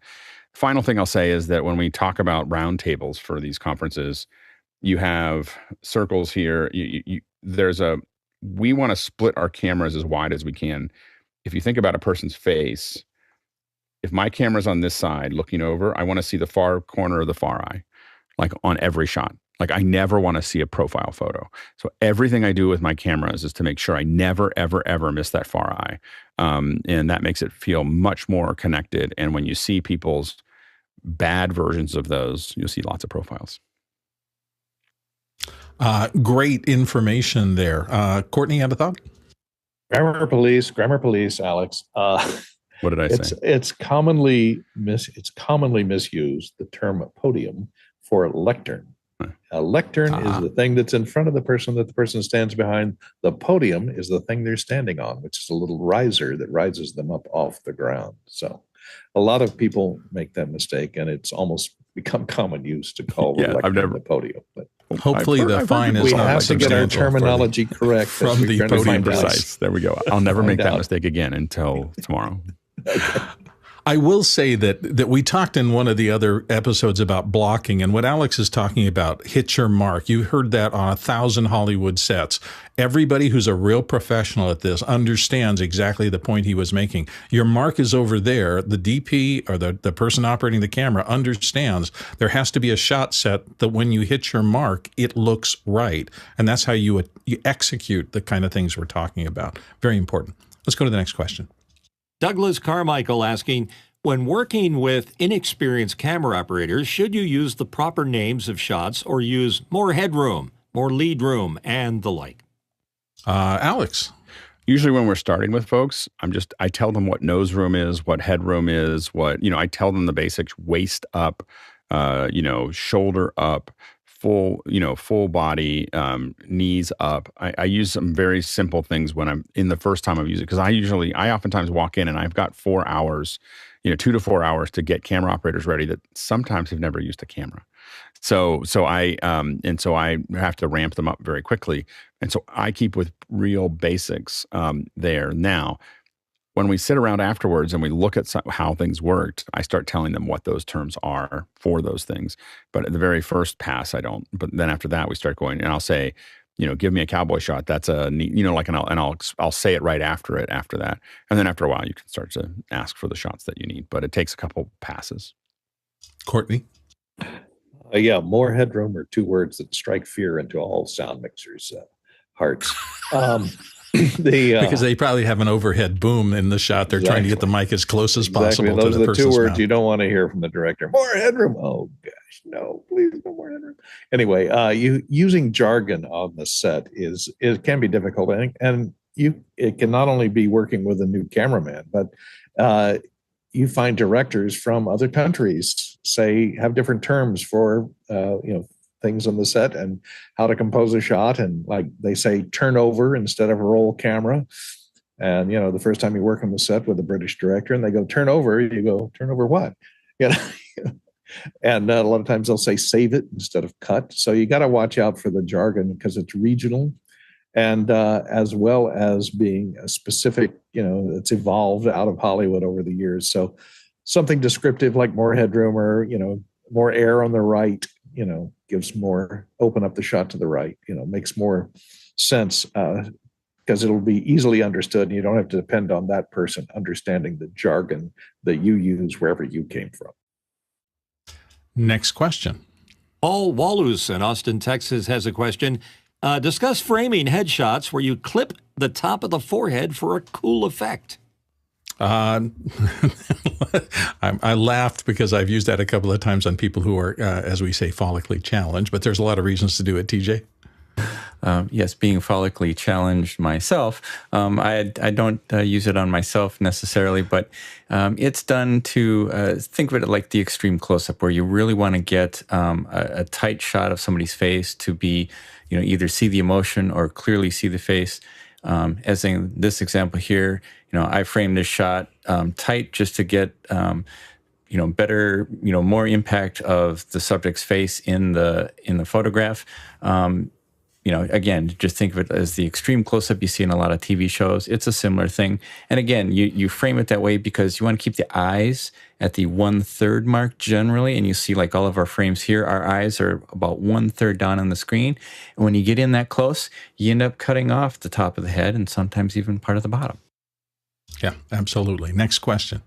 Douglas Carmichael, a German company, has created an AI-based platform that can track players in a field and manage cameras autonomously. For smaller productions, can you see tools like that becoming popular? Alex, I know you're playing with some sports stuff out there. Do you have Yeah, I mean, I there is the difference between what we see for most of prime time and then what we see like all the high school games and the college games and all the other things. I think you're going to see more and more of these AI type of things take over those areas where we only had one camera operator anyway. Now we can take 2 or 3 cameras, have it know what to do with the soccer game, and it may not be creative, but it will be better than what was there before. And I think that's where AI is really going to dig in very quickly, is taking over things that were not super creative, that were underfunded, and simply make it something that you just turn on and it just does the thing. And I think that more and more, you'll see that more and more as we move forward. Courtney. Yeah, for a lot of YouTubers out there, they're now taking advantage of these framing devices from PTZ cameras that can track your head or track any object that's moving in the frame and follow it. Some of them even have a little dongle that you carry in your pocket, a little RF beacon that you stick in your pocket. So even if you walk behind a wall or something, it knows where you are in 3D space and can pan the camera so that when you come out from behind the wall, you'll be center frame. So a lot of YouTubers that don't have camera operators and go up and set up their camera out in the desert somewhere and do a long walk and talk or something, they can do it without having to hire a crew. And so it is becoming more and more popular, and it's become cheaper to the point that almost all PTZ cameras have some degree of AI involved that can do camera tracking of some sort. Next question. Paul Wallace in Austin, Texas. How do you use grids in framing shots? Mitchell, why don't you start us off? Sure. If you took your screen and cut it into thirds, you're going to have 3 across and 3 on the side. And generally, the top third, the line that's created is your eye line. And generally, we use it for our chin line, the bottom third. And that usually, like 90% of the time, will take care of framing faces. And TJ. Yeah, exactly what Mitch said. The rule of thirds is a common composition artifact or effect. And a lot of cameras will have you can actually like turn on a grid so you can see the grid either in the viewfinder or like on the back of your cell phone. The camera app will have that. And once you get sort of good at kind of knowing that composition and how to do that, then you can kind of turn that grid off. Next question. And it's from Douglas Carmichael, camera framing. In this article about shooting Oppenheimer, the DP, Director of Photography, mentioned needing to shoot a T1.4 and not a T4 due to low light. What does this mean? Okay, we're going to get into T-stops here. TJ and Courtney. TJ? Yeah, in cinematography, they use T-stop instead of an F-stop. T-stop is a little more better accurate representation of the amount of light that is actually hitting the film or the sensor as opposed to an F-stop. And Courtney, real quick. Yeah, because they shot it on IMAX film, 15 perf IMAX film, which is a huge area. And the film is an ASA 500, I think they shot with. So they're limited in the response of that film. So they need a wider aperture of T1.4 instead of T4 to get enough light to expose the film. So, they have to pour a lot of light in there, and they wanted to shoot with naturalistic looking lighting. So faster lenses mean narrower depth of field. And to expose that huge area of film for the IMAX camera, they needed a wide aperture lenses to get good exposure. All right. It's been a fascinating discussion today. Thank you, everybody on the panel who has come in today, as always. A couple of announcements for coming up tomorrow. Don't forget, Friday, Boomerang Carnets. Those of you who are traveling with gear, particularly if you're planning to travel overseas, the discussion tomorrow will be critical for you because carnets are incredibly important for making sure that you can leave with your equipment and, more importantly, come back without being hit by tariffs and things like that because somebody at the customs port thinks you're actually importing stuff you bought overseas. Saturday, disability brainstorming. So this has been an amazing series on our disability coverage on Saturday, so please come back tomorrow for that. I've heard from family and friends that this has just been an extraordinary thing. I've been working on Saturday, so I haven't been able to watch it, but I'm going to try my hardest to watch it tomorrow. Thank you all to everybody who makes office hours possible. Thanks to our producers, the panelists, the crew, the back end folks, always working really hard.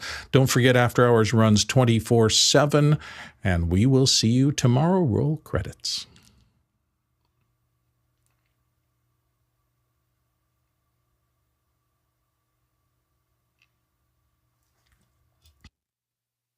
I'm ready for my close-up, Mr. DeMille. There you go. I'm too old for my close-up. Thank you all for being here. I appreciate it. It was a great discussion. A lot of experience here. By the way, the disability program is Saturday.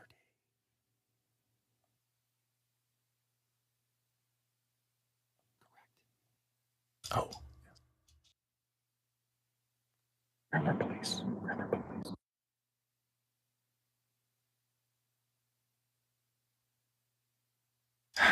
Ten seconds over.